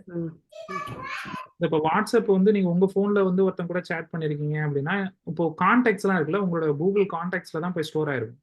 நீங்க இன்னொரு அப்ளிகேஷன் இன்னொரு போனை வந்து வாங்கினீங்கன்னா கூட அந்த கூகுள் கான்டாக்டை சிங்க் பண்ணீங்கன்னா எல்லா கூகுள் கான்டாக்டும் உங்களோட போனு கூட அந்த இது பாருங்க. போனுங்கிறது வந்து ஆக்சுவலா பாத்தீங்கன்னா ஒரு அப்ளிகேஷன் தான். உங்க மொபைல்ல இருக்கிற ஒன் ஆஃப் த அப்ளிகேஷன் போனுங்கிறது. போனுங்கிறது என்ன சொல்றேன்னு புரியுதுங்களா? அந்த ஐகான் இருக்குல்ல, போனோட ஐகான் இருக்குல்ல கீழே, மெசேஜ் ஐகான்லாம் இருக்குல்ல, போனுங்கிறது ஒரு அப்ளிகேஷன், கூகுள் குரோம்ங்கிறது ஒரு அப்ளிகேஷன், எல்லாமே அப்ளிகேஷன்ஸ் தான். ஸோ இந்த போனுங்கிற அப்ளிகேஷன் நீங்க கிளிக் பண்ணி சிங்க்னு கொடுத்தீங்கன்னா, அப்ப அந்த சிங்க்னு போது என்ன நடக்கும், இங்க இருந்து எடுத்து போய் சென்ட்ரலா இருக்கிற ஒரு இடத்துல அது டேட்டாவை போட்டுரும். திருப்பி மறுபடியும் இன்னொரு ஃபோன்லேருந்து மறுபடியும் அந்த சிங்க்ன்றதை எடுக்கும்போது இங்கேருந்து எடுத்துகிட்டு வந்து டேட்டாவை இங்கே கொடுக்கும். அப்போ அந்த போடுறதையும் கொடுக்கறதையும் கரெக்டாக வாங்கி ஒரு இடத்துல ஒருத்தவங்க ஸ்டோர் பண்ணணும் பார்த்தீங்களா? ஒரு ஒரு ரெஸ்பான்சிபிளான ஒரு வேலையை ஒருத்தவங்க செய்யணும். ம். அவங்க தான் பேக் எண்ட். அப்போ நீங்க மட்டும் இந்த மாதிரி கொடுக்க மாட்டீங்க. உங்கள மாதிரி லட்சக்கணக்கான அப்ளிகேஷன்ல இருக்கிறவங்களும் கொடுப்பாங்க டேட்டாவை. எல்லாரும் கொடுக்குற டேட்டாவையும் வாங்கி வைக்கணும். ஓகே. இப்போ ஒரு உதாரணத்துக்கு ஃபேஸ்புக்குங்கிறது மொபைல்லையும் இருக்கு, வெப்லையும் இருக்கு இல்லையா? கம்ப்யூட்டர்லையும் இருக்கு. ஃபேஸ்புக் நீங்க மொபைல்ல இருந்து ஒருத்தவங்க ஒரு போஸ்ட் போடுறாங்க, வெப்ல இருந்து ஒருத்தவங்க ஒரு போஸ்ட் போடுறாங்க. உங்க ஃப்ரெண்டு ஒருத்தவங்க போஸ்ட் போட்டிருக்காங்கன்னு வச்சுங்களேன். உங்க ஃப்ரெண்டு போடுற போஸ்ட் அவங்க வந்து கம்ப்யூட்டர்ல இருந்து போட்டிருக்காங்க. அவங்களோட ஓன் கம்ப்யூட்டர்ல இருந்து. அது போய் டேட்டாபேஸ்ல போயிட்டு விழணும். சென்ட்ரல் ஆகிற டேட்டாபேஸ்ல. அப்பதான் நீங்க வந்து உங்க ஃப்ரெண்டோட ஸ்டோரிய போய் உங்க மொபைல்ல பார்க்கும்போது அந்த ஸ்டோரி அங்க விசிபிளா தெரியுது. ம். அப்போ இந்த பேக் எண்டோட வேலை என்னன்னா, கரெக்ட்டா எடுத்துட்டு போயிட்டு அந்த டேட்டாவ அந்த இடத்துல வைக்கிறது. திருப்பி யாராவது கேட்கும்போது அந்த டேட்டாவ எடுத்து குடுக்குறது. அந்த வேலைய வந்து பக்காவா நடுவுல ஒரு ஆள் செய்யணும். அந்த நடுவுல செய்யற ஒரு பேர் தான் பேக் எண்ட். டேட்டாபேஸ். அது லாங்குவேஜோ இல்ல எதை பொறுத்ததுமே கிடையாது. இந்த கான்செப்ட்க்கு பேர் தான் ஃப்ரண்ட் எண்ட், பேக் எண்ட். அதுல language it's our own choice. எப்படி என்ன மாதிரியான லாங்குவேஜ்ல இம்ப்ளிமெண்ட் பண்ண போறோம்ங்கிற கான்செப்ட் ஒண்ணுதான். லாங்குவேஜ் மட்டும் தான் மாறும். தமிழ், இங்கிலீஷ்ங்கிற மாதிரி தான் லாங்குவேஜ். இப்போ ஃப்ரண்ட் எண்ட் வந்து HTML, CSS படிச்சு மட்டும் தான் பண்ண முடியுமா? அது ஒரு வழி. HTMLங்கிறது அப்போ நான் சொன்னேன் இல்லைங்களா? ஒரு வரையணும். ஒரு ஸ்க்ரீன்ல வரையணும். இந்த இடத்துல ஆரம்பிச்சு இந்த இடம் வரைக்கும் ஒரு லைன் போடணும் அப்படின்னா, அது HTML-ஆல மட்டும் பண்ண முடியாது. HTML வந்து ப்ராசஸ் பண்ணி அது ஆக்சுவலா ஒரு ப்ராசஸர் தான் பண்ண போகுது. அப்ப அந்த ப்ராசஸருக்கு புரியிற ஒரு மொழி வந்து HTML-ல நீங்க குடுத்தீங்கன்னா, அதுக்கு புரியுங்கிறது ஒன் ஆஃப் த ஆப்ஷன் அவ்வளோதான். ம். அதே மாதிரி இப்போ ஆண்ட்ராய்டு வந்து நம்ம காட்லின்ங்கிற ஒரு லாங்குவேஜ்ல பண்ணலாம். ஜாவாங்கிற ஒரு லாங்குவேஜ்ல பண்ணலாம். அப்ப ஆண்ட்ராய்டுங்கிறது என்னது? இந்த ஆண்ட்ராய்டுங்கிறது ஒரு ஃப்ரண்ட் எண்ட்.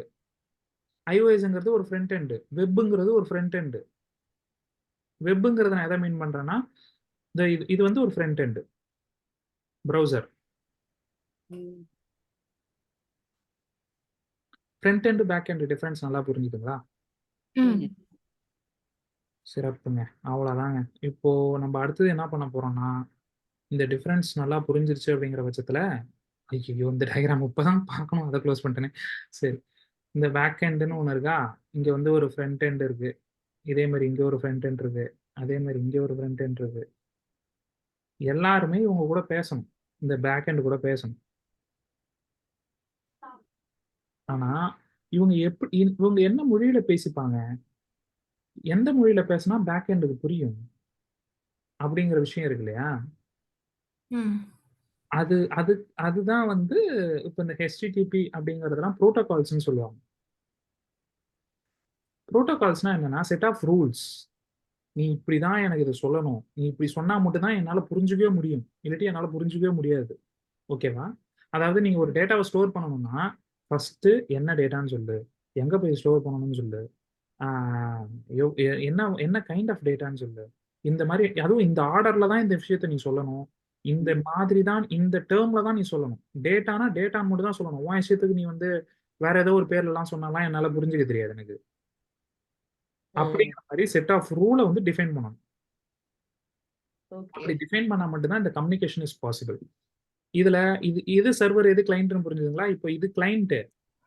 ம். ஏன்னா இதுதான் இது கூட பேசுது. அப்ப யார் அதுக்கான வேலையை செஞ்சு கொடுக்குறா? இதுதானே வேலையை செஞ்சு கொடுக்குது. Back end. அப்போ இதான் சர்வர். சர்வர் தான் பேக் எண்ட் ஆக்சுவலா. வேற ஒண்ணும் கிடையாது. அந்த பேக் எண்ட்ங்கிறது அந்த டெர்மினாலஜி. சர்வர்ங்கிறது அந்த வேலையை செய்யறவர். ம். இந்த பேக் எண்டுக்குள்ளார நீங்க ப்ரோக்ராம் எழுதுறீங்க. ஃப்ரண்ட் எண்ட், பேக் எண்டுங்கிறது தனித்தனியா பிரிச்சு வச்சிருக்காங்க. ஏன்னா நீ உங்களோட ஸ்கிரீன்ல கண்ணுல பார்க்கறது ஃப்ரண்ட் எண்ட். பின்னாடி இருக்கிற வேலை நடக்கிறதுனால அது பேர் பேக் எண்ட். அப்போ பின்னாடி இருக்கிறது சர்வர், முன்னாடி இருக்கிறது கிளையண்ட். ஏன்னா கிளையண்ட் தான் அந்த ரிக்வெஸ்ட் அனுப்புவாங்க. எனக்கு வந்து இந்த டேட்டா கொஞ்சம் ப்ளீஸ் சேவ் பண்றியா அப்படின்னு சொல்லிட்டு சர்வருக்கு அனுப்புவாங்க. அப்போ இந்த கிளையண்ட் ஒரு ரிக்வெஸ்ட்டை சர்வருக்கு கொடுக்குதுன்னு அர்த்தம். ஓகே. அந்த டேட்டாவை இப்போ நான் திருப்பி இவங்க எடுக்க போறாங்கன்னு வச்சுங்களேன், ப்ளீஸ் அந்த டேட்டா கொஞ்சம் எடுத்து கொடுங்க அப்படின்னு சொல்லி இவங்க கேட்பாங்க.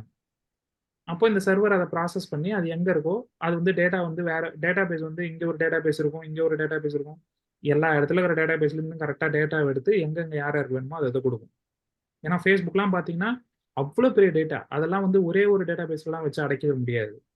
நூற்றுக்கணக்கான டேட்டா பேஸ் இருக்கும், நூற்றுக்கணக்கான சிஸ்டம் இருக்கும், நூற்றுக்கணக்கான ஏரியாவில் இருக்கும். ஒரு டேட்டா பேஸ் வந்து அமெரிக்கால இருக்கும், இன்னொரு டேட்டாபேஸ் வந்து கனடால இருக்கும், இன்னொரு டேட்டாபேஸ் வந்து இந்தியால இருக்கும், எல்லா இடத்துலயும் இருக்கும். ம். அப்போ அந்த ஸ்கேலபிலிட்டி அதே மாதிரி ஒரே நேரத்துல வந்து 1,00,000 பேர் 1,00,00,000 பேர் கேட்பாங்க அந்த சர்வரை. எனக்கு ம். ஒரே செகண்ட்ல கேட்பாங்க. அப்போ அவ்வளவு பேர் கேட்கறத வந்து கரெக்டா அந்த சர்வர் வந்து ப்ராசஸ் பண்ணி அதுக்கான டேட்டாவை எடுத்து கொடுக்கும். சர்வர் டவுன்னு சொல்லுவாங்க, கேள்விப்பட்டிருக்கீங்களா? அப்படின்னா என்ன அர்த்தம்னா, இந்த ரிசல்ட் எல்லாம் என்னது? பார்க்கும்போது சர்வர் கொஞ்ச நேரத்துக்கு சுத்திக்கிட்டே இருக்கும்ல, ரொம்ப நேரத்துக்கு.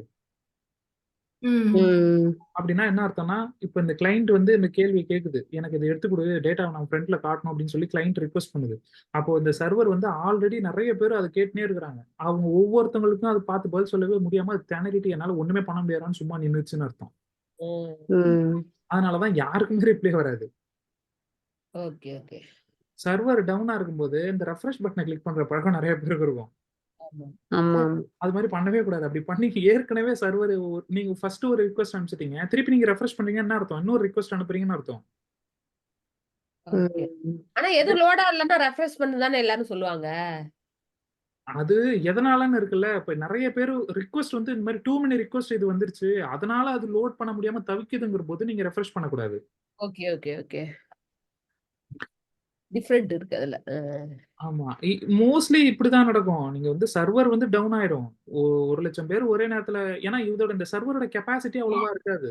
கெப்பாசிட்டிங்கிறது என்னன்னு நான் சொல்றேன்னா, இப்போ 8 GB ரேம்ல இருக்கிறதுல என்ன உங்களோட அப்ளிகேஷன்ல எப்படி சிஸ்டம் ஸ்லோ எப்படி இருக்கு, 16 GB இருக்கிறதுல அப்ளிகேஷன் எப்படி இருக்கு. ம். அதே மாதிரி இந்த சர்வருக்குன்னு ஒரு இது போட்டிருப்பாங்க. சர்வர்லாம் பார்த்தீங்கன்னா 200 GB ரேம் போட்டிருப்பாங்க. அந்த மாதிரிலாம் வச்சிருப்பாங்க. ஒரு 4 CPU இருக்கும், 8 CPU இருக்கும் ஒரே சர்வர்ல. ம். ப்ராசஸ் பண்றதுக்கான பவர். கோர் வந்து அவ்வளோ கோர்ஸ் இருக்கும், அவ்வளோ இருக்கும். அவ்வளோ இருந்துமே based on the traffic it will differ, right? ஒரு 100 பேருக்காக தான் இந்த சர்வரை டிசைன் பண்ணியிருக்கேன். 1,00,000 பேர் எனக்கு ஆக்சஸ் பண்ண ட்ரை பண்ணா சர்வர் டவுன் ஆக தானே செய்யும். ஆமா. ம். அப்போ இந்த சர்வரை ஸ்கேல் பண்ணணும். ஸ்கேல் பண்றதுனா என்னன்னா, 100 ரிக்வெஸ்ட் வரும்போது மட்டும் ஒரு சர்வர்ட்ட கொடு, அடுத்த 100 ரிக்வெஸ்ட்டை இன்னொரு சர்வர்ட்ட கொடுன்னு சொல்லிடுவாங்க. ம். அந்த மாதிரி அதை ஸ்கேல் பண்ணணும், ஆட்டோ ஸ்கேல் பண்ணணும். ஏ. இன்னொரு 100 இதுவும் ஃபில் ஸ்கேலபிள்ங்கறாங்களே அது இதுதானா வேறயா? எக்ஸாக்ட்லி இதேதான். ஓகே. ஸ்கேலபிள்னா என்ன அப்படின்னா, எல்லா விதங்கள்லயுமே ஒரு விஷயத்தை நீங்க 100 பேர் வந்தாலும் உங்க வீடு வந்து 10 விருந்தாளி வந்தாலும் கொல்லும், 100 விருந்தாளி வந்தாலும் கொத்தும், 1000 விருந்தாளி வந்தாலும் கொல்லணும் அப்படின்னு வச்சுங்களேன். உங்க வீடு வந்து அந்த அளவுக்கு ஸ்கேலபிளா இருக்கணும்னு அர்த்தம். Okay okay. அப்ப அந்த ஸ்கேலபிலிட்டி, ஸ்கேல்னா என்னன்னு புரிஞ்சுதா? இப்ப எல்லா ப்ராஜெக்ட்டும் ஸ்கேலபிள் இது மாதிரி தான் வேர்ட்லாம் ஆமா, வருது. ஸ்கேல்னா என்னங்க? தமிழ்ல வந்து ஸ்கேல்னா அளவீடுன்னு அர்த்தம். அந்த அளவு இது ஸ்கேலோட இது இருக்குல்ல அது. ஸ்கேலபிலிட்டி அப்படின்னா எவ்வளவு வந்தாலும் அதை அளவிடுற தகுந்த அளவுக்கு உங்களோட அப்ளிகேஷன் வந்து கேப்பபிலிட்டியா இருக்கணும் அப்படின்னு சொல்றது தான் ஸ்கேலபிலிட்டி. எவ்வளவு ரிக்வெஸ்ட் கொடுத்தாலும் உங்க சர்வர் ஹேண்டில் பண்ணணும். அப்போ இந்த மாதிரி மல்டிபிள் சர்வர் இதெல்லாம் வைக்கணும்னு சொன்னால, மல்டிபிள் சர்வர் வச்சு ஹேண்டில் பண்ணணும். இதெல்லாம் வந்து ஒரு இப்போ நம்ம தனியா வீட்ல ஒரு சர்வர் வச்சோம்னு வச்சுங்களேன், நம்மளால இவ்வளவு விஷயத்தெல்லாம் பண்ண முடியாது. அதுக்கு தான் கிளவுட்னு ஒண்ணு தேவைப்படுது. கிளவுடு கிட்ட நீங்க உங்க சர்வரை வாடகைக்கு எடுத்துக்கலாம். Okay okay. சர்வரை வாடகைக்கு எடுத்துட்டு உங்களோட கோடை நீங்க அதுல ரன் பண்ணிக்கலாம்.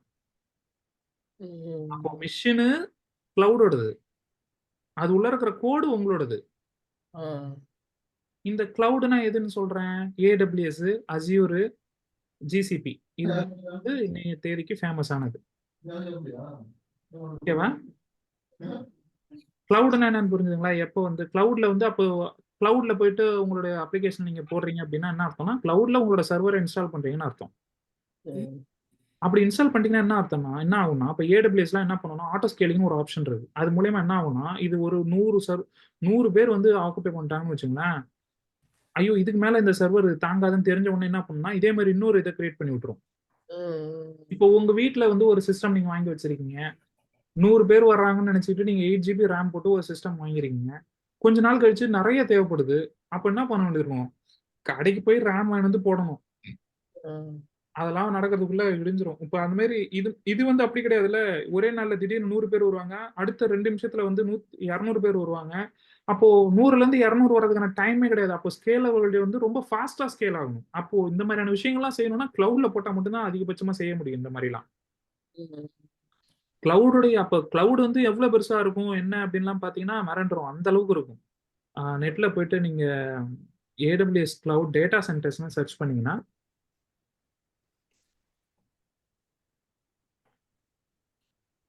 டேட்டா சென்டர்ஸ்னா அவங்க வச்சிருக்கிற அந்த கம்ப்யூட்டர்ஸ் இந்த மாதிரி இருக்கும். ம், ம்.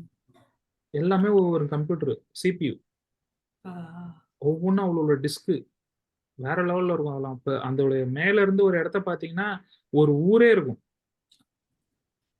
இது எல்லாமே டேட்டா சென்டர். இது கிட்டத்தட்ட ஒரு ஊர் மாதிரி இருக்கும். இது உங்களுக்கு பார்க்கறதுக்கு சின்னதா தெரியுது. அது எத்தனையோ ஏக்கர்ல வச்சிருப்பாங்க. அவ்வளோ, ஏன்னா அவ்வளோ இருக்கு. இப்போ நீங்க ஒரு கூகுளுக்கு ஒரு விஷயத்த டைப் பண்றீங்க அப்படின்னா கூகுளோட சர்வருக்கு அது போகுது. அவன் ஏதோ ஒன்று டைப் பண்ணியிருக்கான். இது சம்பந்தமா என்னென்ன வெப்சைட்லாம் லான்ச் ஆயிருக்கோ அதெல்லாம் தேடி எடுத்துன்னு வந்து என்கிட்ட கொடு, நான் அதை எடுத்துன்னு போய் அவன்கிட்ட காட்டுறேன் அப்படின்னு சொல்லுவேன். ம். அப்போ நீங்க சர்ச் பண்ணிட்டு நீங்க கொடுக்கவே அது என்ன பண்ணுதுன்னா அத்தனை இன்ஃபர்மேஷன் எடுத்துன்னு வந்து இங்க கொடுக்குது, அது சம்மந்தப்பட்டது எல்லாத்தையும். அப்போ அவ்வளோ இன்ஃபர்மேஷன் அவன் ஸ்டோர் பண்ணணும்னா எவ்வளோ பெரிய சர்வர், எவ்வளோ பெரிய இடம் வச்சிருக்கணும். உங்களோட இதில் வந்து ஒரு 4 வீடியோ போட்டு ஒரு 4 இமேஜ் போடுறதுக்கே நம்மளுக்கு இந்த 500 GB இது வந்து ஹார்ட் டிஸ்க் தீர்ந்து போயிடுது. ஆமா. அவங்கலாம் எத்தனை டெராபிட்ஸ்ல எத்தனை இதில் வச்சிருப்பாங்கன்னே தெரியாது. அப்போ அவ்வளோ பெருசு இருக்கும், அவ்வளோ இருக்கும். அதனால தான் கிளவுடுங்கிறது தேவை. AWS எதுக்கு அப்படிங்கிறது. அப்போ ஒரு பேக் எண்டை கத்துக்கணும்னா இப்போ என்னென்னலாம் கத்துக்கணும்னு புரிஞ்சுதா? வெறும் பேக் எண்ட்னா என்ன அப்போ அப்படின்னா, நீங்க டேட்டாபேஸ்ல ஸ்டோர் பண்ணணும் ஒண்ணு. அப்ப அந்த டேட்டாபேஸ்ல ஸ்டோர் பண்ணணும்னா அதை வந்து லிசன் பண்ணணும். நம்மள்ட்ட ஒருத்தங்க ரிக்வெஸ்ட் பண்ணணும். அதை நம்ம லிசன் பண்ணி கரெக்டா எடுத்துன்னு போய் ஸ்டோர் பண்றது தான் அடுத்த பட்சம். அப்போ லிசன் பண்றதுக்கான சர்வரை வந்து நம்ம எழுதணும். ஆமா. அதுக்கப்புறம் அவங்களுடைய லிசனிங்க்கு தகுந்த மாதிரி, அவங்களுடைய ரிக்வெஸ்ட்டுக்கு தகுந்த மாதிரி டேட்டாவை எடுத்துட்டு போயிட்டு டேட்டாபேஸ்ல ஸ்டோர் பண்ணணும். அவங்க எந்த டேட்டாபேஸ்ல ஸ்டோர் பண்றதெல்லாம் அவங்க சொல்லிடுவாங்க. ஆனா அதை எடுத்துன்னு போய் கரெக்டா ஒரு இடத்துல போடணும்ல. அதை செய்ய வேண்டிய வேலையும் சர்வர் தான் பார்க்கணும். அப்போ டேட்டாபேஸ் தெரியணும், சர்வீஸ் எழுத தெரியணும், அதுக்கப்புறம் வந்து கிளவுட்ல ஹோஸ்ட் பண்றதை பத்தி தெரியணும். இதெல்லாம் தெரிஞ்சாதான் நம்ம ஒரு பேக் எண்ட் இன்ஜினியர். ம். அப்போ டேட்டா எப்படி ஸ்டோர் ஆகுது, எப்படி ரிட்ரீவ் ஆகுது, இதுல என்னென்ன பிரச்சனைகள் வரும் அப்படிங்கிறது அப்படி அப்படியே கொஞ்சம் கொஞ்சமா எக்ஸ்பீரியன்ஸ்ல எடுத்துக்க வேண்டியது தான். இதுல சர்வீஸ் எழுதுறதுங்கிறது ரொம்ப ஈஸியான விஷயம் தான். இன்ஃபேக்ட் என்ன கேட்டா அது வந்து இப்போ டேட்டா இப்போ அப்போ இதுல எங்கெல்லாம் நிறைய என்ன, இப்போ நான் சொன்னது ஹை லெவல்ல சொன்னேன். பாயிண்ட்ஸ் என்ன இருக்குன்னு பாத்தீங்கன்னா, இப்போ அவங்க கொடுக்குற டேட்டா ஒன்று இப்போ வந்து இந்த விஷயத்த ஸ்டோர் பண்ணணும்னு அவன் சொல்லுதுன்னு சொன்னேன்ல. இந்த இந்த டெக்ஸ்ட்டை வந்து ஸ்டோர் பண்ணணும்னு சொல்லுதுன்னா அது ஒரு டெக்ஸ்டா கொடுக்குதுல்ல. அந்த டெக்ஸ்ட்டை அது வந்து இன்டர்நெட் மூலயமா நம்மளுக்கு சென்ட் பண்ணுது. ஏன்னா என்னோட சர்வர் வந்து சென்ட்ரல்ல வேற ஏதோ ஒரு இடத்துல இருக்கு. ம். ஒரு ஒயர் மூலயமா தான் டேட்டா வருது. ம். ஒயர் மூலயமா டேட்டா வருதுன்னா எப்படி வரும்? 0 1 தான் வர முடியும். ஆமா. ஆக்சுவலா 0 1 கூட வராது. ஒரு ஒயர் மூலயமா ஒரு டேட்டா வரும்னா ஒயர்ல வந்து 0 1 டிரான்ஸ்ஃபர் ஆகாது. எலக்ட்ரிசிட்டி தான் டிரான்ஸ்ஃபர் ஆகும். அந்த எலக்ட்ரிசிட்டியை டிஜிட்டலா கன்வெர்ட் பண்ணி ஜீரோஸ் அண்ட் ஒன்ஸா கன்வெர்ட் ஆகும். ஜீரோஸ்னா இப்போ அதுக்கு தான் நம்ம வீட்டில் இருக்கிற ஒயருங்கள்லாம் பார்த்தீங்கன்னா இந்த இந்த ஒயர் பார்த்துருக்கீங்களா? அது பேர் என்ன? Cat wires. உங்களுடைய இன்டர்நெட்டை கனெக்ட் பண்ற ஒயர்ஸ்னு ஒன்று கொடுப்பாங்கல்ல வீட்டில். ஆமா. கொஞ்சம் மொத்தமா இருக்கு. ஆமா, அது உள்ளார வந்து பார்த்தீங்கன்னா 10 ஒயர் 12 ஒயர் இருக்கும். அந்த ஒயர்ல ஒவ்வொன்றுத்துலயும் ஒரு விதமான டேட்டா போகும். ஒன்றுத்துல கரண்ட் போகும், ஒன்றுத்துல கரண்ட் போகாது. அதுக்கு தகுந்த மாதிரி இங்க கரண்ட் போச்சுன்னா இங்க 1, இந்த ஒயர்ல கரண்ட் போலியா 0, இதுல போச்சுன்னா 1 0 அப்படிங்கிற மாதிரி பிரிச்சு இப்போ 101னா என்ன அப்படிங்கறத இந்த எண்ட்ல கன்வெர்ட் பண்ணிக்கும். ஓகே. இப்படிதான் வந்து டேட்டா டிரான்ஸ்ஃபர் ஆகுது. டேட்டா டிரான்ஸ்ஃபர்ங்கிறதுலே இதுதான். அப்போ ரிக்வெஸ்ட்டும் ஒரு டேட்டா டிரான்ஸ்ஃபர் தான். ஏன்னா ஸ்டோர் திஸ் அப்படின்னு நீங்க சொல்றீங்கன்னு வச்சுங்களேன், அந்த ஸ்டோர் அப்படிங்கிறது இங்கிலீஷாவே எப்படி இதுக்கு தெரியும்? அப்போ இதை வந்து இது பைனரியா கன்வெர்ட் பண்ணி இங்க அனுப்பும். திருப்பி இந்த இடத்துல திருப்பி இது நீ இங்கிலீஷா கன்வெர்ட் பண்ணி இது இங்க நீ புரிஞ்சுக்கோ உன்னோட கோட்ல. அதை புரிஞ்சுக்கிட்டு அதுக்கு தகுந்த மாதிரி அது இப்போ ஸ்டோர் தான் வந்திருக்கு. ஏன்னா நம்ம கோட் எழுதும்போது ஸ்டோர் தானே எழுதுறோம். 001 வந்தா என்ன பண்ணணுங்கிறத கோடா எழுதுறது இல்லைல்ல. அப்போ அந்த அந்த இது சீரியலைசேஷன் சொல்லுவாங்க. இந்த பைனரியை சீரியலைஸ் பண்றது, டீசீரியலைஸ் பண்றது, அதுக்கப்புறம் அந்த என்ன டேட்டா வருதுங்கிறத புரிஞ்சுக்கிட்டு அதுக்கு என்ன ஆக்ஷன் பண்ணணுமோ அதை கரெக்டா ஆக்ஷன் பண்றது. அதே மாதிரி ஒரே கிளைண்ட் வந்து 10 விதமான ரிக்வெஸ்ட் கொடுக்கலாம். இப்போ ஸ்டோர் பண்ணணும்னு நானே சொல்லுவேன், திருப்பி ரிட்ரீவ் பண்ணணும்னு நானே சொல்றேன் இல்லையா? என்ன சொல்றேன்னு புரியுதுங்களா? ரிட்ரீவ் பண்றதுன்னா இப்போ இங்க வந்து நான் ஆர்னு கொடுத்து சப்மிட் பண்றேன் அப்படின்னா என்ன அர்த்தம்? சர்வர்கிட்ட சொல்லி அந்த ஆரை ஸ்டோர் பண்ண சொல்றேங்கிறதுக்கு ஒரு ரிக்வெஸ்ட் அனுப்பிச்சிட்டேன். ஓகே. அடுத்து ஷோ ஆல் எம்ப்ளாயின்னு கேட்கும்போது நான் என்னெல்லாம் கொடுத்தனோ அதெல்லாம் திருப்பி கொடுன்னு இன்னொரு ரிக்வெஸ்ட் அனுப்புறேன். அப்போ ஃபர்ஸ்ட் கொடுக்கும்போது ஒரு விதமான ரிக்வெஸ்ட், அடுத்து கொடுக்கும்போது விதமான ரிக்வெஸ்ட். அப்ப அந்த சர்வர் அதுக்கு தகுந்த மாதிரி அப்ப அதை புரிச்சு தனித்தனி ஃபங்க்ஷனா வச்சிருக்கணும் இல்லையா? இது மாதிரியான கேள்வி, இது மாதிரி இதெல்லாம் வந்தா இந்த ஃபர்ஸ்ட் ஃபங்க்ஷன் எக்ஸிக்யூட் பண்ணு, இந்த மாதிரியான இதெல்லாம் வந்து செகண்ட் ஃபங்க்ஷன் எக்ஸிக்யூட் பண்ணணும்னா அதுக்கு ஒரு மேப்பிங் அது பண்ணி வச்சிருக்கும். இதெல்லாம் பண்றது தான் நம்ம வேலை. அது வந்து என்ன மாதிரியான பண்ணணும், அதுக்கு இதெல்லாமே எப்படி பண்ணணுங்கிறதுக்கான ரூல்ஸ் அண்ட் ரெகுலேஷன்ஸை வந்து ஏற்கனவே செஞ்சு வச்சுட்டாங்க. அது யார் செஞ்சு வைப்பாங்க அப்படின்னா, இப்போ இந்த WW3 கன்சோர்டியம்லாம் பார்த்துருக்கீங்களா, கேள்விப்பட்டிருப்பீங்களா? www அப்படின்லாம் டைப் பண்றோம், HTTPலாம் டைப் பண்றோம்.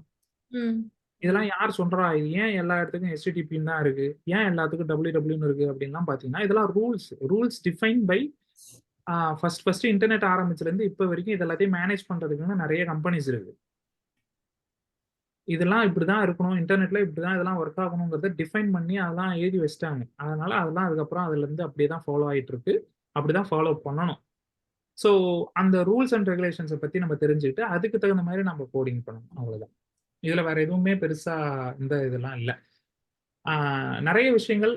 அப்போ ஒரு நல்ல டெவலப்பர், ஒரு நல்ல பேக் அண்ட் இன்ஜினியர்னா யாரு அப்படின்னு கேட்டீங்கன்னா, நெட்வொர்க் தெரிஞ்சிருக்கணும், OS எப்படி ஒர்க் ஆகும்னு தெரிஞ்சிருக்கணும், எப்படி ஸ்டோர் ஆகும் டேட்டான்னு தெரிஞ்சிருக்கணும், டேட்டா பேஸ் பத்தி நல்லா தெரிஞ்சிருந்துருக்கணும், அப்புறம் வந்து நெட்வொர்க்கிங்ல இது கிளவுடு பத்தி தெரிஞ்சிருக்கணும்.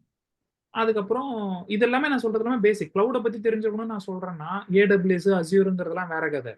ஜென்ரலா கிளவுட்னா என்ன, அதுல எப்படிலாம் ஸ்டோர் ஆகும், எப்படி டேட்டா சென்டர்னா எப்படி இருக்கும், ஒரு டேட்டாவை போட்டா அது எப்படி அங்க ரன் ஆகும், டேட்டா சென்டர் உள்ளார ஒரு கம்ப்யூட்டர் இருக்கு. ஆக்சுவலா எப்படி இருக்கும்னா, டேட்டா சென்டருங்கிறது ஒன்றும் இல்லை, ஒரு கம்ப்யூட்டர், அவ்வளவுதான். உங்களோட வீட்டில் எப்படி உங்களுக்கு ஒரு மானிட்டர்ல ஒரு கம்ப்யூட்டர் இருக்கோ, அங்க வந்து மானிட்டர் இல்லாத ஒரு கம்ப்யூட்டர் இருக்கு, அவ்வளவுதான். அது உள்ளார எடுத்துட்டு போயிட்டு டேட்டாவை ஸ்டோர் பண்ணி நம்மளுக்கு ரிட்ரீவ் பண்ணி எடுத்துட்டு வந்து தருது. அந்த ஐடியாவெல்லாம் புரிஞ்சுக்கணும். இதெல்லாம் தெரிஞ்சுக்கிறது தான் பேக் அண்ட் இன்ஜினியரிங் அப்படின்னு சொல்றாங்க. அப்போ ஃப்ரண்ட் அண்ட் ஈஸின்னு நான் சொல்லுவேன். இப்போ ஏன்னு புரியுது? ஏன்னா ஃப்ரண்ட் எண்ட்னா நீங்க வந்து வெறும் டிசைனை மட்டும்தான் புரிஞ்சுக்கணும், வெறும் UI மட்டும்தான் தெரியும். அதாவது எப்படி வரையணும் அப்படிங்கிறதுக்கான விஷயமும், அந்த பேக் எண்டை எப்படி கால் பண்ணி இந்த டேட்டா ஒருத்தவங்களை கால் பண்ணி கூப்பிடணும்னு சொன்னல, இந்த சர்வீஸை வந்து கால் பண்ணி இந்த டேட்டா எடுத்து போய் ஸ்டோர் பண்ணி சொல்லணும்னு சொன்னல, அது எப்படி ஒருத்தவங்கள்ட்ட கொடுக்கறது மட்டும் தெரிஞ்சா போதும். வேற எதுவுமே பெரிய அளவுல ஃப்ரண்ட் எண்டுக்கு தெரியணும்னு அவசியம் இல்லை. பட் ஆனா ஒரு பேக் அண்ட் இன்ஜினியரை பொறுத்த வரைக்கும் மொத்தமும் தெரியணும். பேக் அண்ட் இன்ஜினியருக்கு வந்து ஃப்ரண்ட் எண்டு தெரியாதுப்பா எனக்கு அப்படின்னா கூட, ஃப்ரண்ட் எண்டை பத்தி ஒரு நல்ல புரிதல் இருந்தாதான் அந்த பேக் எண்டே ஒழுங்கா புரியும். ஏன்னா என்கிட்ட நான் வந்து ஒரு வேலை செய்ய போறேன், ஒரு சர்வரா போறேன்னு வச்சுங்களேன். சர்வரா நான் ஹோட்டல்ல சர்வெண்டா கூட சொல்றேன். என்னெல்லாம் கேள்வி கேட்பாக்கு தெரிவாங்கன்னு எனக்கு தெரிஞ்சாதானே நான் அதுக்கு பதில் சொல்றதுக்கு. அப்போ ஒரு பேக் அண்ட் இன்ஜினியர் அப்படின்னா என்ன மாதிரியான இதெல்லாம் வரும் அப்படிங்கிறதுக்கு தகுந்த மாதிரிலாம் அதெல்லாம் யோசிச்சு நம்ம தான் என்னென்ன கேள்விலாம் அவங்க கேட்பாங்களோ அதுக்கு தகுந்த மாதிரி நாம தான் கோட் எழுதி வச்சிடணும். அவங்கன்றது நான் யாரை சொல்றேன்னா, மொபைல் அப்ளிகேஷன் வந்து மொபைல் அப்ளிகேஷனோ இல்லை ஒரு வெப் அப்ளிகேஷனோ என்னென்ன ரிக்வஸ்ட் எல்லாம் கேட்கும் அப்படிங்கிறத நம்ம கெஸ் பண்ணி நம்ம அதுக்கான கோடு, நான் இந்த இதெல்லாம் நான் உனக்கு சர்வ் பண்ணுவேன், இதெல்லாம் நீ என்ன கேள்வியா கேட்கலாம் அப்படிங்கிறத நம்ம அவங்களுக்கு வந்து கன்வே பண்ணிடலாம். அவ்வளவுதாங்க விஷயம். இதான் ஃப்ரண்ட் எண்டு பேக் எண்டு அப்படிங்கிறதுக்கான அடிப்படைகள். அடுத்தது வந்து நீங்க என்ன பண்ணணும்னா, டாஸ்க் வந்து இன்டர்நெட் எப்படி ஒர்க் ஆகுது அப்படிங்கிறத வந்து ஒரு வீடியோ பாருங்க, யூடியூப்ல பாருங்க. தமிழ் இல்லை இங்கிலீஷ் ரெண்டுத்துலையுமே சூப்பரான வீடியோஸ்லாம் நிறைய இருக்கு. இன்டர்நெட் எப்படி ஒர்க் ஆகுது, நம்ம ஒரு ப்ரௌசர்ல வந்து இந்த மாதிரி சர்ச் பண்ணா என்ன நடக்குது அப்படிங்கிறத கொஞ்சம் நல்லா பார்த்துக்குங்க, பார்த்துட்டு வாங்க. DNS இதுக்கு நெட்வொர்க்கிங் பத்திலாம் ரொம்பலாம் தெரியணுமான்னு கேட்டீங்கன்னா, ரொம்ப தெரிஞ்சுக்கணும், இதெல்லாம் தெரிஞ்சாதான் வேலை கிடைக்குமா அப்படிலாம் கேட்டீங்கன்னா அப்படிலாம் கிடையாது. நான் சொன்னது வந்து ஒரு விஷயத்தை புரிஞ்சுக்கினாதான் நம்மளால நல்லா பண்ண முடியும். ஓகேங்களா? புரிஞ்சுக்காம நம்ம வந்து ஒரு விஷயத்த மனப்பாடம் பண்ணாலோ இல்லை இது பண்ணாலோ நம்மளால அதை ரொம்ப நாளுக்கு ஞாபகம் வச்சுக்க முடியாது, இல்லை ரொம்ப இன்ட்ரெஸ்டா கத்துக்க முடியாது. ஆனா புரிய ஆரம்பிச்சுட்டு படிக்க ஆரம்பிச்சோம்னா எல்லாமே இன்ட்ரெஸ்டா இருக்கும். ஒன் பை ஒன்னா, ஓ இந்த பிரச்சனையை சால்வ் பண்றதுக்காக தான் இதுவா, இந்த பிரச்சனையை சால்வ் பண்றதுக்காக தான் இதுவான்னு அந்த மாதிரி போயிடும் புரிஞ்சுக்கிட்டு படிச்சா. நம்ம புரியாம படிச்சோம்னா நம்மளால அந்த மாதிரி போக முடியாது. நம்ம அதை வந்து ஒரு ஃபோர்ஸ் பண்ணி மனப்பாடம் பண்ற மாதிரி டாபிக் பை டாபிக், ஸ்கூல்ல இந்த டாபிக் முடிச்சு அந்த டாபிக் முடிச்சு அந்த டாபிக்னு போறோம். அந்த மாதிரி கூட ஸ்கூல்ல எல்லாம் சொல்லி தர மாட்டானுங்க. ஃபர்ஸ்ட் யூனிட் முடிச்சுட்டு டைரக்டா 5th யூனிட் போயிடுவானுங்க. ஆனா பேசிக் என்னன்னு பாத்தீங்கன்னா, ஃபர்ஸ்ட் யூனிட்டுக்கான கண்டினியூஷன் செகண்ட் யூனிட்ல கண்டிப்பா இருக்கும்.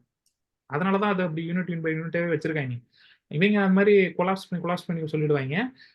ஸோ அது நம்ம புரிஞ்சுக்கிறதுக்கு இந்த மாதிரியான விஷயங்கள்லாம் அப்போ உண்மையாலுமே பேக் அண்ட் இன்ஜினியர்னா நெட்வொர்க்கிங் கத்துக்கணும், OS கத்துக்கணும், இதெல்லாம் கத்துக்கணுமான்னு கேட்டீங்கன்னா எல்லாத்த பத்தியும் ஒரு மேலோட்டமான புரிதல் இருந்தாலே போதுமானது. இப்போ இன்னைக்கு நான் சொன்னதே பார்த்தீங்கன்னா நிறைய இன்ஃபர்மேஷன். OSல எப்படி ஸ்டோர் ஆகுது, டேட்டா எப்படி ஸ்டோர் ஆகுது, இமேஜ் எப்படி ஸ்டோர் ஆகுது, அப்புறம் வந்து இமேஜ் எப்படி திருப்பி ரிட்ரீவ் பண்ணி ஒரு லைட்டா வச்சு எப்படி அது நம்மளுக்கு ஷோ ஆகுது, அதுக்கப்புறம் கம்யூனிகேஷன் எப்படி நடக்குது, ஜீரோஸ் அண்ட் ஒன்ஸ் வந்து எப்படி ஒரு மிஷின்ல இருந்து இன்னொரு மிஷினுக்கு நீங்க ஒரு ரிக்வஸ்ட் அனுப்புறீங்க, அந்த ரிக்வெஸ்ட் எப்படி போகுது? வயர்லெஸ் ஒயர்டு 2 மூலியமா போகுது. வைஃபை மூலியமா போகுது, ஒயர்டு மூலியமாவும் போகுது அப்படின்னு நீங்க நினைச்சிட்டு இருக்கிறீங்க. பட் ஆனா உலகம் முழுக்குமே இன்டர்நெட் கனெக்ஷனுங்கிறது ஒயர்டு மூலியமா தான் நடக்குது. ம். இது கேள்விப்பட்டிருக்கீங்களா? தெரியுமா இந்த விஷயம்? ஒயர்லெஸ் அப்படிங்கிறது இப்போ அமெரிக்கால இருந்து இந்தியாவுக்கு நீங்க ஒரு டேட்டா அனுப்பணும்னா நீங்க சேட்டலைட் எப்படி அந்த டேட்டா போகுது? இங்க இருந்து ஒயர்லெஸ் மூலியமா டேட்டா சேட்டலைட் டேட்டா போயிட்டு போகும்னு தான் நிறைய பேர் நினைச்சிட்டு இருப்பாங்க. பட் சேட்டலைட் மூலியமா போறதுல நிறைய பிரச்சனை இருக்கு. சேட்டலைட் மூலியமாலாம் வந்து போகாது. வயர்ல தான் போகுதா இங்க இருந்து? ஆமா, அதோட கிராஃப்லாம் ரியல் கிராஃபே நீங்க பார்க்கலாம்.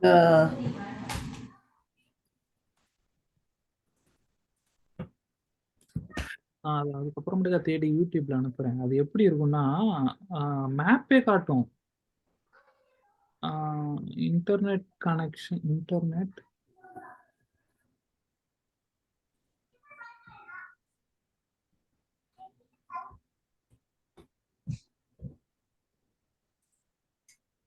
வயர் கனெக்ஷன் ஓஷன் இந்த மாதிரி ஓஷன்ல நடுவுல இந்த மாதிரிலாம் இது பதிச்சுதான் இப்போ நம்மளுக்கு கடல் வழியா தான் நடக்குது. இப்போ அமெரிக்கால இருந்து இந்தியாவுக்கு போறதுக்கு கடல் உள்ள இந்த மாதிரி ஒரு ஒயர் போகுது. இப்படி போட்டிருக்காங்களா என்ன? ஆமா, இதான் இன்டர்நெட் கனெக்ஷன். இப்படிதான் இருக்கும் உலகம் முழுக்க. இந்த வரைக்கும் பாருங்க, இது எல்லாமே ஒயரு. இப்போ இங்க இந்த இடத்துல இருந்து இங்க ஒரு கனெக்ஷன் போகணும்னா அது இப்படிதான் போகணும். அப்போ எப்படி எங்க இருந்து நம்மளுக்கு வயர்லெஸ்ன்னு ஒண்ணு தேவை எப்படி வருது அப்படின்னு கேட்டீங்கன்னா, இங்க எல்லா இடத்துலயும் ஒரு சென்டர்ஸ் இருக்கும். இப்போ இங்க இங்க இங்கெல்லாம் பாத்தீங்கன்னா இங்க ஒரு கனெக்ட் வருது பாத்தீங்களா? இந்த கனெக்ட் இருக்குல்ல, இங்க வந்து இப்போ நம்ம எலக்ட்ரிசிட்டி எப்படி பிரிச்சு எடுக்கிறாங்களா, எலக்ட்ரிசிட்டி ஒரு இடத்துல சேர்க்கறதுக்குன்னு ஒரு இது இருக்கும்ல, எலக்ட்ரிசிட்டி மையம்னு. அதே மாதிரி இந்த இன்டர்நெட் அந்த வெளி உலகத்துல இருந்து வர்றதை இங்க வாங்கி இங்க இருந்து திருப்பி வந்து நம்மளுக்கு வந்து டிரான்ஸ்ஃபர் பண்ணுவாங்க இந்த இடத்துல ஃபுல்லா.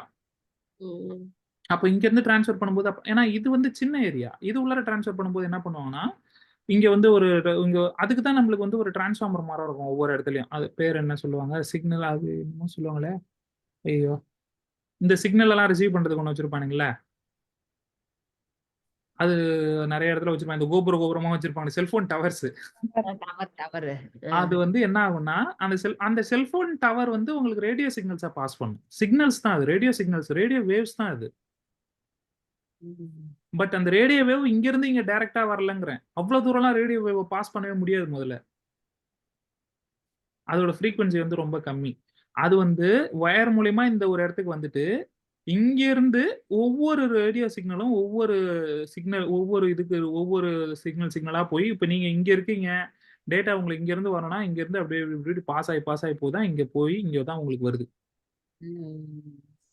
ஸோ ஈத்தர்நெட் கனெக்ஷன் மூலம் இப்போ ஈத்தர்நெட் எடுத்துட்டு வந்து தான் நம்மளுக்கு வெளியில இருந்து ஈத்தர்நெட் எடுத்துட்டு வந்துட்டு உங்களோட ரவுட்டர்ல சொருவிட்டு உங்களோட வந்து ஒயர்லெஸ்ஸா நீங்க வீட்டுக்குள்ள யூஸ் பண்ணிக்கிறீங்க இல்லையா? அதே கான்செப்ட் தான். உங்களுடைய ரவுட்டர்ல இருந்து வர்ற சிக்னல்ஸ் தான் வந்து உங்களுக்கு ஒயர்லெஸ் சிக்னல்ஸா வந்து உங்களுக்கு அதுக்கப்புறம் வெளியே கிடைக்குது. ஸோ இதுதான் இன்டர்நெட்டுடைய அடிப்படை பேசிக். இந்த மாதிரி தான் இருக்கும் இன்டர்நெட்டுடைய அந்த கேபிள்ஸ், உள்ள வர்ற கேபிள்ஸ். இது ஆக்சுவலா ரொம்ப இன்ட்ரெஸ்டிங்கா இருக்கும். இதை பத்திலாம் தெரிஞ்சுக்கிறது, பார்க்கறதெல்லாம். எப்படி இன்டர்நெட் ஒர்க் ஆகுது, எப்படி வைஃபை ஒர்க் ஆகுது, நம்ம மொபைலுக்கு சிக்னல் எப்படி கிடைக்குது, இது எல்லாமே வந்து ஒரு அடிப்படையான விஷயங்கள். இது நம்ம டே டு டே லைஃப்ல யூஸ் பண்றது தான். பட் ஒரு டெவலப்பருக்கும் ஒரு சாதாரணமான பார்க்குறவங்களுக்கும் என்ன ஒரு வித்தியாசம் அப்படின்னா, ஒரு டெவலப்பர் ஒரு ஒரு எந்தூசியஸ்ட் டெவலப்பர் வந்து தன்னை சுத்தி என்ன நடக்குது அப்படிங்கிறத தெரிஞ்சுக்க முயற்சி பண்ணுவாங்க. Even though it is out of your டிபார்ட்மெண்ட்னா கூட, அதாவது பேக் எண்ட் இன்ஜினியர்னாலே நான் ஏன் இதெல்லாம் தெரிஞ்சுக்கணும் அப்படிங்கிற கணக்கெல்லாம் கிடையாது. எல்லாமே டெக்னாலஜி, எல்லாமே ஒரு இன்ட்ரெஸ்ட் தான். அது எல்லாமே ஒண்ணுத்தோட ஒண்ணு ரிலேட் ஆனது தான். ஒரு விஷயம் நல்லா புரிஞ்சுக்கினா தான் அடுத்த விஷயத்தோட அடிப்படையே நம்மளுக்கு சரியா புரிய ஆரம்பிக்கும். மொபைல் அப்ளிகேஷனோட பேசிக்ஸ் நல்லா புரிஞ்சுக்கிட்டதுனால இப்போ வெப் அப்ளிகேஷனோட பேசிக்ஸ் புரிஞ்சுக்கிட்டு உங்களுக்கு ஈஸியா தான் இருக்கும். இப்போ ஏன்னா இப்போ மொபைல் அப்ளிகேஷனோடது இல்லைன்னா நான் உங்களுக்கு இதை வச்சு இப்போ இப்படி சொல்லியிருக்கிறதே ஆக்சுவலா கஷ்டமா தான் இருந்திருக்கும். இது எப்படி இங்க இந்த டேட்டா எங்க ஸ்டோர் ஆகுது, இது எப்படி போகுது வருதுன்னு சொல்றதெல்லாம். இப்போ உங்களுக்கு அது இது இருக்கிறதுனால தான் இதை வச்சு உங்களால ஈஸியா புரிஞ்சுக்க முடியுது. ஸோ அந்த மாதிரி ஒன்றுத்தோட ஒன்று எல்லாம் ரிலேட்டட் ஆனது. எந்த அளவுக்கு நம்ம எக்ஸ்டர்னலா நிறைய தெரிஞ்சுக்கிறோமோ அந்த அளவுக்கு நல்லது தான். இப்போ நம்ம பேக் எண்டு இந்த டேட்டா பேஸ் இந்த இதெல்லாம் வந்து கொஞ்சம் வேகமாவே போயிடலாம். இதுக்கு நிறைய டூல்ஸ்லாம் இருக்கு. ஹைப்பர் நெட்னு ஒன்று இருக்கு. அதுக்கப்புறம் வந்து ஸ்ப்ரிங் பூட்ங்கிறது one of the framework, ஜாவாலே கொடுக்குற ஃப்ரேம் ஒர்க். அதெல்லாம் எதுக்கு அந்த ஃப்ரேம் ஒர்க்னா, அந்த சர்வர் எழுதணும்னு சொன்னேன்ல, அந்த சர்வரை ஈஸியா நம்மளுக்கு எழுதுறதுக்கு அவங்க கொடுக்குற ஒரு வழி. ஸ்ப்ரிங் பூட்டுங்கிறது. ஆமா, ஓகே. ஸ்ப்ரிங் பூட்டுங்கிறது. ஸ்ப்ரிங் பூட்டுங்கிறது தான் நம்ம கத்துக்க போற அதுலயும் அடுத்த கோட் எல்லாம் பேக்கெண்ட். இருக்குமா? ஆமா, இதே தான் ஜாவா கோடு தான் இருக்கும். இப்போ அப்படின்னா இப்போ என்னன்னா, அடுத்து அதான் நம்ம போறோமா எலும்புல? ஆமா அதான் பண்ண போறோம். ஓகே. இப்போ அதுக்கு தான் டவுன்லோட் பண்ணுமா? இல்ல எதுவும் டவுன்லோட் பண்ண தேவையில்ல, நான் சொல்றேன். இப்போ இது வந்து நம்ம ஆண்ட்ராய்டுல கோடு எழுதிருக்கோம் இல்லையா? இது இது இது பேரு ஆண்ட்ராய்டு இல்ல. இது இப்ப வந்து ஜாவா காட்லின் கிளாஸஸ் தான் இது. ஆமா. அப்ப ஆண்ட்ராய்டுனா என்னதுப்பா அப்படின்னு கேட்டீங்கன்னா, இந்த மாதிரி நிறைய இருக்கிறத ஒரு ஃபைலா ஒரு இதுவா போட்டு வச்சுக்கலாம், அதான் ஆண்ட்ராய்டு. ம். புரியுதுங்களா? நிறைய ஆமா. கிளாஸஸ ஒண்ணாக்கி அது ஏற்கனவே ஒரு சில விஷயங்களை வச்சிருக்கு ஆண்ட்ராய்டுக்குள்ள. ம்ஹும். இதை நான் உங்களுக்கு அப்பவே சொல்லியிருக்கேன், உங்களுக்கு மறந்துருப்பீங்கன்னு நினைக்கிறேன். திருப்பி ஞாபகப்படுத்துறேன். என்ன சொல்ல வரேன்னா, இப்ப இந்த ஸ்கெஃபோல்டுங்கிறதெல்லாம் எங்க இருக்கு? நீங்க எழுதல. ஆமா. கிரீட்டிங்கிறது நீங்க எழுதிருக்கீங்க, இங்க இருக்கு. ம். இந்த ஸ்கெஃபோல்டுங்கிறது எங்க இருக்கு? இது இது வந்து எங்க இருக்குன்னா, இது வந்து ஜாவால இது ஆண்ட்ராய்டுல இருக்கு. ஆ. ஆண்ட்ராய்டு வந்து ஏற்கனவே எழுதி வச்சுட்டாங்க. இந்த மாதிரி ஒரு 1000 கிளாஸ் அவங்க எழுதி வச்சிருப்பாங்க. அது வந்து ஒரு ஃப்ரேம் ஒர்க்னு நம்ம சொல்றோம். இந்த கிளாஸ் என்ன லாங்குவேஜ்ல எழுதிருப்பாங்கன்னா, ஆஃப்கோர்ஸ் ஜாவால தான் எழுதிருப்பாங்க. ஜாவாலயோ இல்ல காட்லின்லயோ பாருங்க, scaffold.kt தானே இருக்கு. ம். இது எங்க இருக்கும்னு பாத்தீங்கன்னா, அந்த ஆண்ட்ராய்டுல இருக்கும். ஆண்ட்ராய்டு ஸ்டுடியோ நீங்க ஆண்ட்ராய்டு SDK டவுன்லோட் பண்றீங்கல்ல, அது உள்ளார இருக்கும். அப்ப அந்த ஃப்ரேம் ஒர்க்னா என்னன்னு புரிஞ்சுதுங்களா? புரிஞ்சுது ஸ்ப்ரிங் புரிஞ்சுது. பூட் கத்துக்க போறோம்னா என்ன அர்த்தம்னா, இப்போ எப்படி ஆண்ட்ராய்டு கத்துக்கும் போது இந்த ஸ்கெஃபோல்டுங்கிறது என்ன பண்ணுது அப்படிங்கறத நம்ம கத்துக்கணுமோ, அதே மாதிரி இந்த கம்போஸ்ங்கிறது என்ன பண்ணுதுங்கிறத கத்துக்கிட்டோமோ, அதே மாதிரி அவங்க ஏற்கனவே வச்சிருக்கிறாங்க. Okay okay. அது அதை எப்படி எப்படி என்னென்னங்கிறத கத்துக்க போறோம். அதை கத்துக்கிட்டா நம்ம அதை வச்சு தான் நம்ம கம்யூனிகேட் பண்ணிக்கலாம். ஒரு கம்ப்யூட்டர்ல இருந்து இன்னொரு கம்ப்யூட்டர் கம்யூனிகேட் பண்ணணும்னா TCP/IP கனெக்ஷன்லாம் மேக் பண்ணணும், OSI லேயர்லாம் பார்க்கணும். பட் அது எல்லாமே நம்ம எதுவுமே பண்ண தேவையில்ல. எல்லாமே வந்து அவங்க ஃப்ரேம் ஒர்க்கா வச்சிருக்காங்க. அது எப்படி கால் பண்றது, அது அது எல்லாமே அந்த ஃப்ரேம் ஒர்க் எல்லாமே ஃபங்க்ஷனா தான் இருக்கும். ஆ.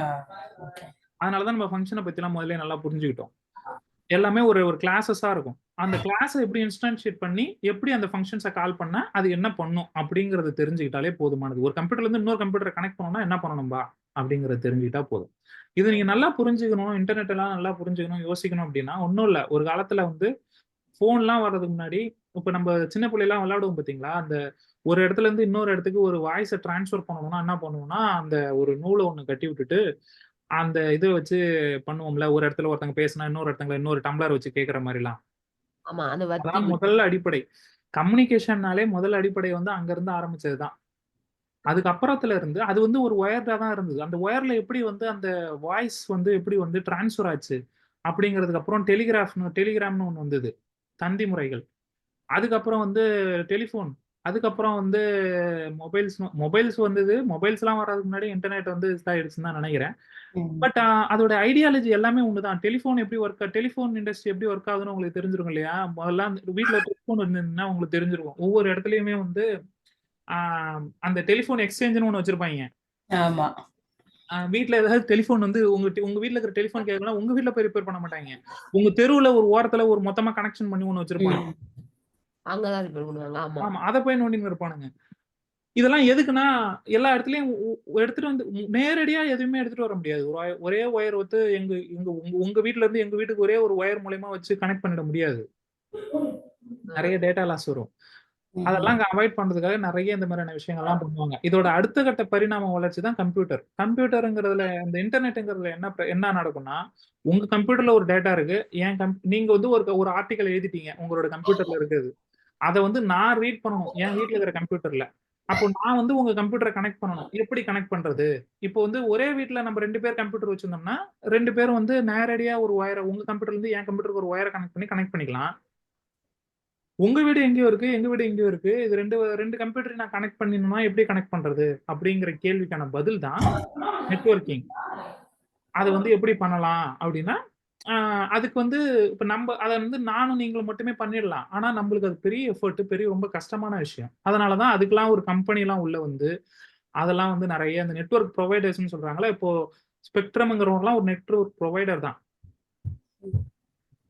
அவன் என்ன பண்ணுவான்னா, இந்த ஒயர் இந்த இதெல்லாமே எல்லாத்தையும் எடுத்து வந்து மேனேஜ் பண்ணி இந்த கரண்ட் எப்படி ஒரு இடத்துல இருந்து இவ்வளவு இடத்துக்கு டிரான்ஸ்ஃபர் பண்றாங்க இல்லையா, அதே மாதிரி இந்த இதையுமே ஒயர் மூலயமா எடுத்து வந்து ட்ரான்ஸ்ஃபர் பண்ணி தான் நம்மளுக்கு எல்லாமே வந்து ஒன்றுத்தோட ஒன்று கனெக்டா இருக்கு. அப்போ உங்க வீட்டில் இருக்கிற உங்களோட டாக்குமெண்ட்டை நான் ஆக்சஸ் பண்ணா நீங்க என்ன பண்ணுவீங்கன்னா உங்க வீட்டில் வச்சுக்க கூடாது, அதை வந்து ஒரு சர்வர்ல சென்ட்ரல் இடத்துல வைக்கணும். அப்ப அந்த சென்ட்ரல் இடம் எது? நீங்க ஒரு பிளாக் எழுதுறீங்கல்ல, ஒரு பிளாக் எழுதுறீங்க இல்ல வந்து ஒரு Facebookல ஒரு ஸ்டோரி போடுறீங்கன்னா அது உங்க கம்ப்யூட்டர்ல இருக்க போறது கிடையாது, Facebookோடைய ஒரு சர்வர்ல இருக்க போகுது. அப்போ யாரெல்லாம் இந்த Facebookோட சர்வர் ஆக்சஸ் பண்றாங்களோ அவங்க எல்லாருக்குமே உங்களோடது ஆக்சசிபிள் ஆயிடுச்சுன்னு அர்த்தம். அப்போ உங்க கம்ப்யூட்டரும் என் கம்ப்யூட்டர் தான் கம்யூனிகேட் பண்ணிருக்கு. ஆனா நேரடியா நான் உங்க கம்ப்யூட்டரை கம்யூனிகேட் பண்ணல. நீங்க என்ன அது மாதிரி கம்ப்யூட்டர் இந்த உலகத்துல மொத்தம் எவ்வளவோ கோடி கம்ப்யூட்டர் இருக்கு. உங்களை மாதிரி 1 கோடி பேர் இருக்காங்க. 1 கோடி பேரும் ஒவ்வொரு ஆர்டிக்கல் எழுதுவாங்க. எல்லாரும் எழுதுறதையும் எல்லாரோடதையும் நான் படிக்கணும்னு வச்சுங்களேன், உங்க கம்ப்யூட்டர் அவங்க கம்ப்யூட்டர் இப்படி எல்லாத்தையும் ஒவ்வொன்றா கம்யூனிகேட் பண்ணிட்டு இருக்க முடியாதுல்ல.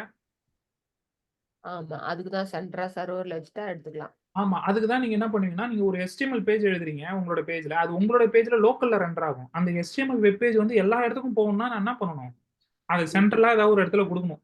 அந்த டொமைன் நேம்லாம் வாங்கிட்டு அதை ஒரு இடத்துல ஒரு சர்வர்ல நீங்க ஹோஸ்ட் பண்ணிடுவீங்க, AWSலயோ இல்ல எதுலயோ ஒன்றுல ஹோஸ்ட் பண்ணிட்டீங்கன்னா அவன் ஒரு URL தருவான். அந்த URL நீங்க யூஸ் பண்ணி இந்த உலகத்துல இருக்கிற யார் வேணா அவனுடைய சர்வருக்கு கனெக்ட் பண்ண முடியும்.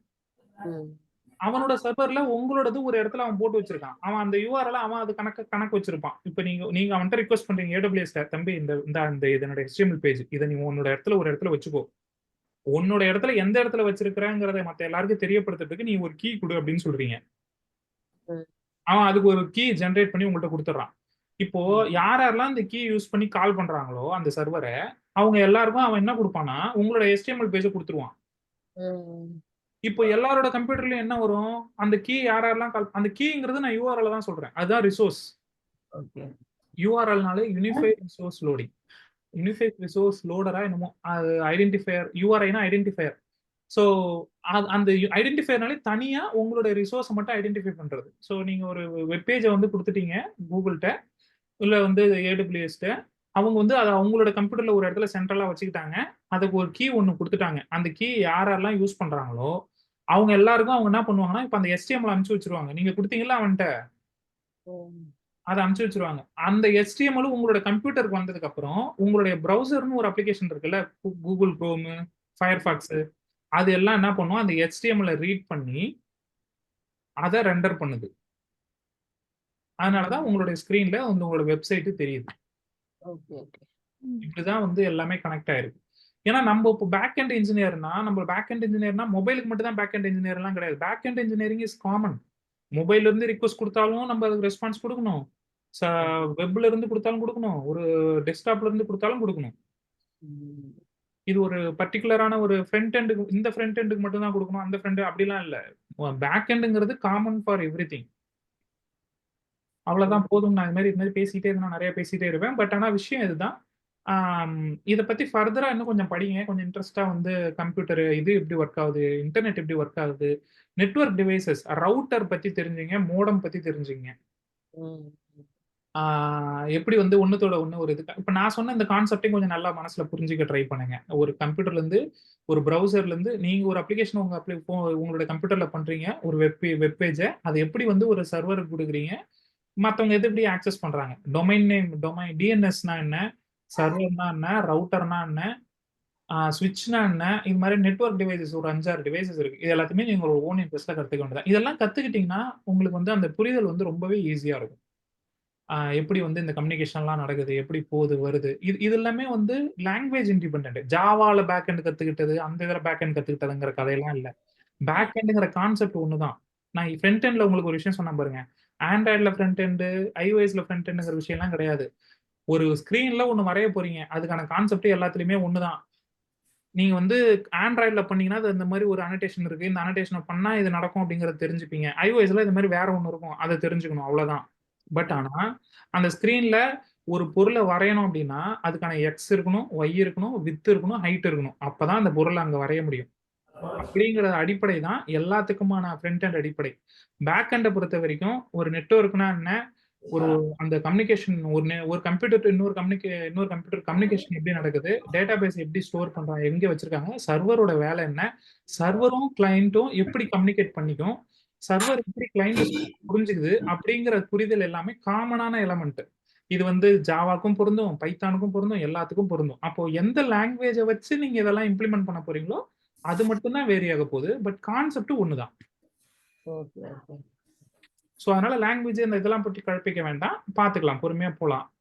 இனிமேட்டு போறதெல்லாம் கொஞ்சம் ஈஸியாக தான் இருக்கும். கிளாஸ் ஃபங்க்ஷன்ஸ்லாம் நல்லா புரிஞ்சுது, இன்ஹெரிட்டன்ஸ் புரிஞ்சுது, இன்டர்ஃபேஸ்லாம் புரிஞ்சுதுன்னா இதுக்கப்புறம் போறதெல்லாம் சும்மா தெரிஞ்சுக்கிறது. இப்போ இது எப்படி நீங்க தெரிஞ்சுக்கிட்டீங்க இல்லையா, கம்போசபிள்னு போட்டா என்ன ஆகும்னு நீங்க எப்படி தெரிஞ்சுக்கிட்டீங்களோ அந்த மாதிரி இனிமேட்டு வர்றதெல்லாம் இது இதுக்கு இது இது இது இதுக்கு இது இது அப்படிங்கறத தெரிஞ்சுக்க போறீங்க. அது தெரிஞ்சுக்கிறத ஞாபகம் வச்சுக்கணும், அவ்வளவுதான். அப்போ இங்க இந்த இது எப்படி ஒரு அனோட்டேஷனோ அதே மாதிரி ஒரு 10-15 அனோட்டேஷன் இருக்கு பேக் எண்ட்ல, ஸ்ப்ரிங் பூட்ல. அந்த ஸ்ப்ரிங் பூட் அனோட்டேஷன்ஸை பத்தி தெரிஞ்சுக்க போறீங்க. அது என்னவா ஒர்க் பண்ண போகுது அப்படிங்கறத ஒவ்வொன்றா பார்க்க போறோம். ஓகேங்களா? நெக்ஸ்ட் கிளாஸ் வந்து ஃப்ரைடே. ஓகே, ஃப்ரைடேவா? அது வரைக்கும் நீங்க மற்ற இந்த இதெல்லாம் பார்க்கறதெல்லாம் பார்த்துக்குங்க. நான் சொன்ன மாதிரி இந்த இன்ட்ரெஸ்ட் இருக்கிறவங்க இந்த மற்ற எல்லாத்தையும் கூட தேடி பாருங்க, இன்டர்நெட் எப்படி ஒர்க் ஆகுதுன்னு. தமிழ்ல சூப்பரான அனிமேஷனோட, எதை படிச்சாலும் பார்த்தாலும் அனிமேஷனோட இருக்கிற மாதிரி பாருங்க. நல்லா விஷுவலைஸ் பண்ணி உங்களுக்கு கண்ணில் நல்லா விஷுவலா தெரியணும். அப்பதான் வந்து அது உங்களுக்கு நல்லா புரிதலோட இருக்கும். நிறைய வீடியோஸ் இருக்கு, இன்டர்நெட் எப்படி ஒர்க் ஆகுது, இந்த வயர்லெஸ் எப்படி ஒர்க் ஆகுது, இந்த ரேடியோஸ் ஃப்ரீக்வன்சிஸ்னா என்ன, அது மாதிரிலாம் நல்லா இன்ட்ரெஸ்டா நிறைய இருக்கும். கம்யூனிகேஷன்னா என்ன, ஒரு மொபைல் டு ஒரு கம்ப்யூட்டர் டு இன்னொரு கம்ப்யூட்டர் கம்யூனிகேஷன் எப்படி நடக்குது, இந்த மாதிரியான விஷயங்கள்லாம் கொஞ்சம் நல்லா தெரிஞ்சுங்க.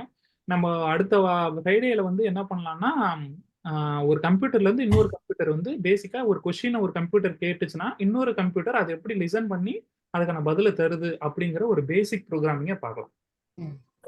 டிசிபி ஐபியை வச்சு. டிசிபி ஐபி தான் பேசிக் ஃபார் எவ்ரிதிங். நம்ம ஜிசிபியா? TCP transmission control protocol. TCP. ஆமா, டிசிபி ஐபி வச்சு தான் ஒரு கம்ப்யூட்டர் இன்னொரு கம்ப்யூட்டர் கம்யூனிகேட் பண்ணிக்கும். அது வந்து ஐபி அட்ரஸ் வச்சிருக்கோம். ஐபி அட்ரஸ்ங்கிறது இப்போ எப்படி உங்களுக்கு எனக்கும் ஒரு பேர் இருக்கோ, அது வந்து நம்ம ஒரு ஜெயிலுக்கு போயிட்டோம்னா ஒரு நெட்வொர்க்குள்ளார இருக்குன்னு இருக்கும். அந்த நெட்வொர்க்குள்ளார அந்த ஜெயிலுக்குள்ளார அவங்களுக்குன்னு ஒரு ஐடி இருக்கு. அந்த ஐடியை வச்சுதான் அவங்க கால் பண்ணிப்பாங்க. பேரை வச்சுலாம் கால் பண்ணிக்க மாட்டாங்க. ஏன்னா பேர் வந்து ஒரு பல பேருக்கு ஒரே பேர் இருக்கும். அப்ப ராஜான்னு கூட்டனா 10 பேர் கூட திரும்பி பார்ப்பான். அதெல்லாம் அவாய்ட் பண்றதுக்காக ஒவ்வொன்றுத்துக்கும் ஒரு ஐடி இருக்கு. அந்த நெட்வொர்க்ல அந்த ஐடிக்கு பேர் தான் ஐபின்னு பேரு. அந்த நம்ம கொடுக்குவோமா அந்த ஐடி? வேற ஐபி அட்ரஸ் வந்து யார் கொடுப்பாங்கன்னா நெட்வொர்க் ப்ரொவைடர் கொடுப்பாங்க. இப்போ நீங்க ஸ்பெக்ட்ரம்னு ஒரு நெட்வொர்க் எடுத்திருக்கீங்க இல்லையா, ஸ்பெக்ட்ரம்னு எடுத்திருக்கீங்க, இல்ல வந்து வேற ஏதோ ஒரு பேர்ல போட்டு எடுத்திருக்கீங்கன்னா அவங்க தான் வந்து அந்த ஐபி அட்ரஸ் வந்து உங்களுக்கு அசைன் பண்ணுவாங்க. அது வந்து டைனமிக் ஐபி அட்ரஸ், மாறிக்கிட்டே இருக்கும். ஸ்டாட்டிக் ஐபி அட்ரஸ் கிடையாது. ஒரே ஐபி அட்ரஸ் இருக்காது உங்க வீட்டில் இருக்கிற உங்களோட கம்ப்யூட்டருக்கு. ஆஸ் லாங் அஸ் நீங்க இன்டர்நெட்ல இருக்கிற வரைக்கும் ஒரு 3 நாளைக்கு ஒரு தடவை 2 நாளைக்கு ஒரு தடவை அந்த ஐபி அட்ரஸ் வந்து மாறிட்டு இருக்கும். அவங்க மாத்துவாங்க. அது வந்து நம்மளுக்கு தெரியாது. அது டைனமிக்கா நடந்துகிட்டே இருக்கும். ரவுட்டர் வந்து அதெல்லாம் மேனேஜ் பண்ணிக்கும். அதுதான் அந்த ரவுட்டர், மோடம், அந்த லொட்டலோஸோட வேலைலாம். அதெல்லாம் என்னென்னு கொஞ்சம் அது நிறைய இன்ட்ரெஸ்டிங்கா இருக்கும். இதெல்லாம் கொஞ்சம் நல்லா கத்துக்கிட்டீங்கன்னா இதெல்லாம் தான் பேசிக்ஸ் ஃபார் ஹேக்கிங். நம்ம எப்படி வந்து மிடில் இந்த மேன் அட்டாக் பண்ணலாம், வைஃபை பாஸ்வேர்ட்லாம் எப்படி இது பண்ணலாம் அப்படிங்கிறதுலாம் அது அடுத்தடுத்து. இது வந்து அப்படியே வேற டிபார்ட்மெண்ட் போயிடும், சைபர் செக்யூரிட்டி போயிடும். ஆனா அடிப்படை ஒண்ணுதான், அந்த நெட்வொர்க்கிங்கு, OS, communication, system to system கம்யூனிகேஷனு, இதெல்லாம். அப்படியே நெட்வொர்க்கிங் மட்டும் கொஞ்சம் டெப்தா போறோம்னா நெட்வொர்க்கிங்கோட எல்லா ப்ரோட்டோகால்ஸை பத்தி தெரிஞ்சுக்கிட்டு அதெல்லாம் எப்படி ஒர்க் ஆகுதுன்னு போனா நெட்வொர்க்கிங்கிறது தனி டிபார்ட்மெண்ட் போயிடும். ஆமா. இந்த உங்க வீட்டுல ஒரு இது இருக்கு, அது என்னது, ஏடிஎன்டியா? ஏடிஎன்டி நெட்வொர்க் யாராவது வச்சிருக்கீங்களா? நாங்க ஏடிஎன்டி தான். ஏடிஎன்டிலாம் எந்த காலத்து, பழைய காலத்து இது. ஏடிஎன்டி நீங்க இன்டர்நெட்டுக்கு யூஸ் பண்றீங்களா? இன்டர்நெட்டுக்கு இருக்கு. ஒரு காலத்துல வந்து மொபைலுக்கு அதுதான் முதல்ல கிரியேட் பண்ணப்பட்ட மொபைல் நெட்வொர்க் யூஎஸ்ல. நாங்க முதல்ல ஸ்பெக்ட்ரா வச்சிருந்தோம், இப்போ ஏடிஎன்டி மாத்தியாச்சு. ஏடிஎன்டி பெல் லெபார்டரியில தான் சி ப்ரோக்ராம் கண்டுபிடிச்சாங்க. ரிச்சர்ட் ஜென்சன் ஏதோ ஒருத்தர், தாம்சன், அவங்கள தான் சி ப்ரோக்ராமிங் கண்டுபிடிச்சாங்க. ஸோ இந்த மாதிரி ப்ரோக்ராமிங்ல இருந்து மற்ற எல்லாத்தையுமே ஐடென்டிஃபை பண்ணது எல்லாம் எதுக்கு பண்ணாங்கன்னா, அப்போ வந்து டெலிஃபோன் கனெக்ஷன் இம்ப்ரூவ்மெண்ட் பண்றதுக்காக கொஞ்சம் கொஞ்சமா பண்ண ஆரம்பிச்சாங்க. டெலிஃபோனுக்காக எழுதப்பட்ட ஓஎஸ்எஸ்ல தான் வந்து யூனிக்ஸ்லாம் வருது. அதுக்கப்புறம் தான் அதெல்லாம் கம்ப்யூட்டர்னு ஒன்று இருக்கு, கம்ப்யூட்டருக்கு போடலாம் அப்படின்னு யோசிச்சு தான் அதெல்லாம் அது அப்புறம் டெவலப் பண்ணாங்களே. ஸோ நீங்க ஒரு விஷயத்த புரிஞ்சுக்கணும்னா பின்னாடி இருந்து பார்த்து புரிஞ்சுக்க ஆரம்பிக்கணும். எப்படி வந்து அப்பலாம் வந்து ஒரு கம்யூனிகேஷன் நடந்திருக்கு. அப்ப எப்படி இது நார்மலா இப்போ நானும் நீங்களும் பேசிப்போம். தூரமா இருக்கிறோம். நம்ம பேசிக்கணும்னா எப்படி பேசிப்போம்? அத எப்படிலாம் ஒவ்வொன்னா இம்ப்ரூவைஸ் பண்ணாங்க அப்படிங்கிற புரிதல் நல்லா ஏற்பட்டுச்சுன்னா, நம்மளால வந்து நெறைய விஷயங்கள புரிஞ்சுக்க முடியும். இந்த ட்ரங்க் கால்லாம் பண்ணும்போதெல்லாம் பார்த்தீங்கன்னா, ஒரு குறிப்பிட்ட கோட சொல்லணும். அந்த கோட் மாரி தான் வந்து நம்ம ஃபர்ஸ்ட்டு பேசணுமே. அப்பதான் வந்து அவங்களுக்கு புரியும். அந்த ஃபோன்லலாம் பேசிட்டு இருக்கும்போது ஓவர்ன்னு சொல்லுவாங்கல்ல. அது வந்து ஒரு புரோட்டோகால். ஓவர்ன்னு சொல்லணும். அது சொன்னா தான் அவங்க வந்து அது ரிசீவ் ஆயிடுச்சு. அந்த அக்னாலெட்ஜ்மென்ட் திருப்பி கிடைக்குதுல்ல. அந்த அக்னாலெட்ஜ்மென்ட்ட நீங்க சொல்லணும்னா, எனக்கு ஓவர்ன்னு சொன்னா தான் புரியும் அப்படிங்கிறது ஒரு ஒரு எழுதப்படாத ஒரு சட்டம் மாரி. அந்த சட்டம் எல்லாருக்கும் தெரியும். அதனால தான் அப்ப அது மூலியமா கம்யூனிகேட் பண்ணிக்கிட்டாங்க. அதே மாரி அப்பலாம் வந்து இது மூலியமா தந்தி மூலியமா டெலிகிராம் மூலியமா அனுப்பும்போது பார்த்தீங்கன்னா, டங் அந்த இது இருக்கும் இல்லைங்களா? அந்த இந்த கோடு, மோனோ கோடுன்னு ஏதோ ஒரு கோடு சொல்லுவாங்க. இந்த விவேகம் படத்துல அஜித்தோட ஒய்ஃப் பேசுவாங்கல்ல. இந்த கண்ணாலே சிமிக்கே பண்ணி ஒண்ணு பேசுவாங்களே. அந்த மாரியான கோடு அந்த மாரிலாம் நெறைய கிரியேட் பண்ணாங்க. பட் அது எல்லாமே கம்யூனிகேஷன் மெக்கானிசம்ஸ், கம்யூனிகேஷன் மோட்ல நெறைய மாறிக்கிட்டே வந்தது தான் இன்னைக்கு இருக்கிற கம்யூனிகேஷன் ஒரு கம்ப்யூட்டர் டூ கம்யூனிகேஷன்ல நம்ம வந்திருக்கோம். அந்த கம்ப்யூட்டர் டூ கம்ப்யூட்டர் கம்யூனிகேஷன எஸ்டாப்ளிஷ் பண்றது தான் ஒரு பேக் எண்ட் என்ஜினியரோட வேலை. All set. Okay. Tata. Bye. Bye. Bye.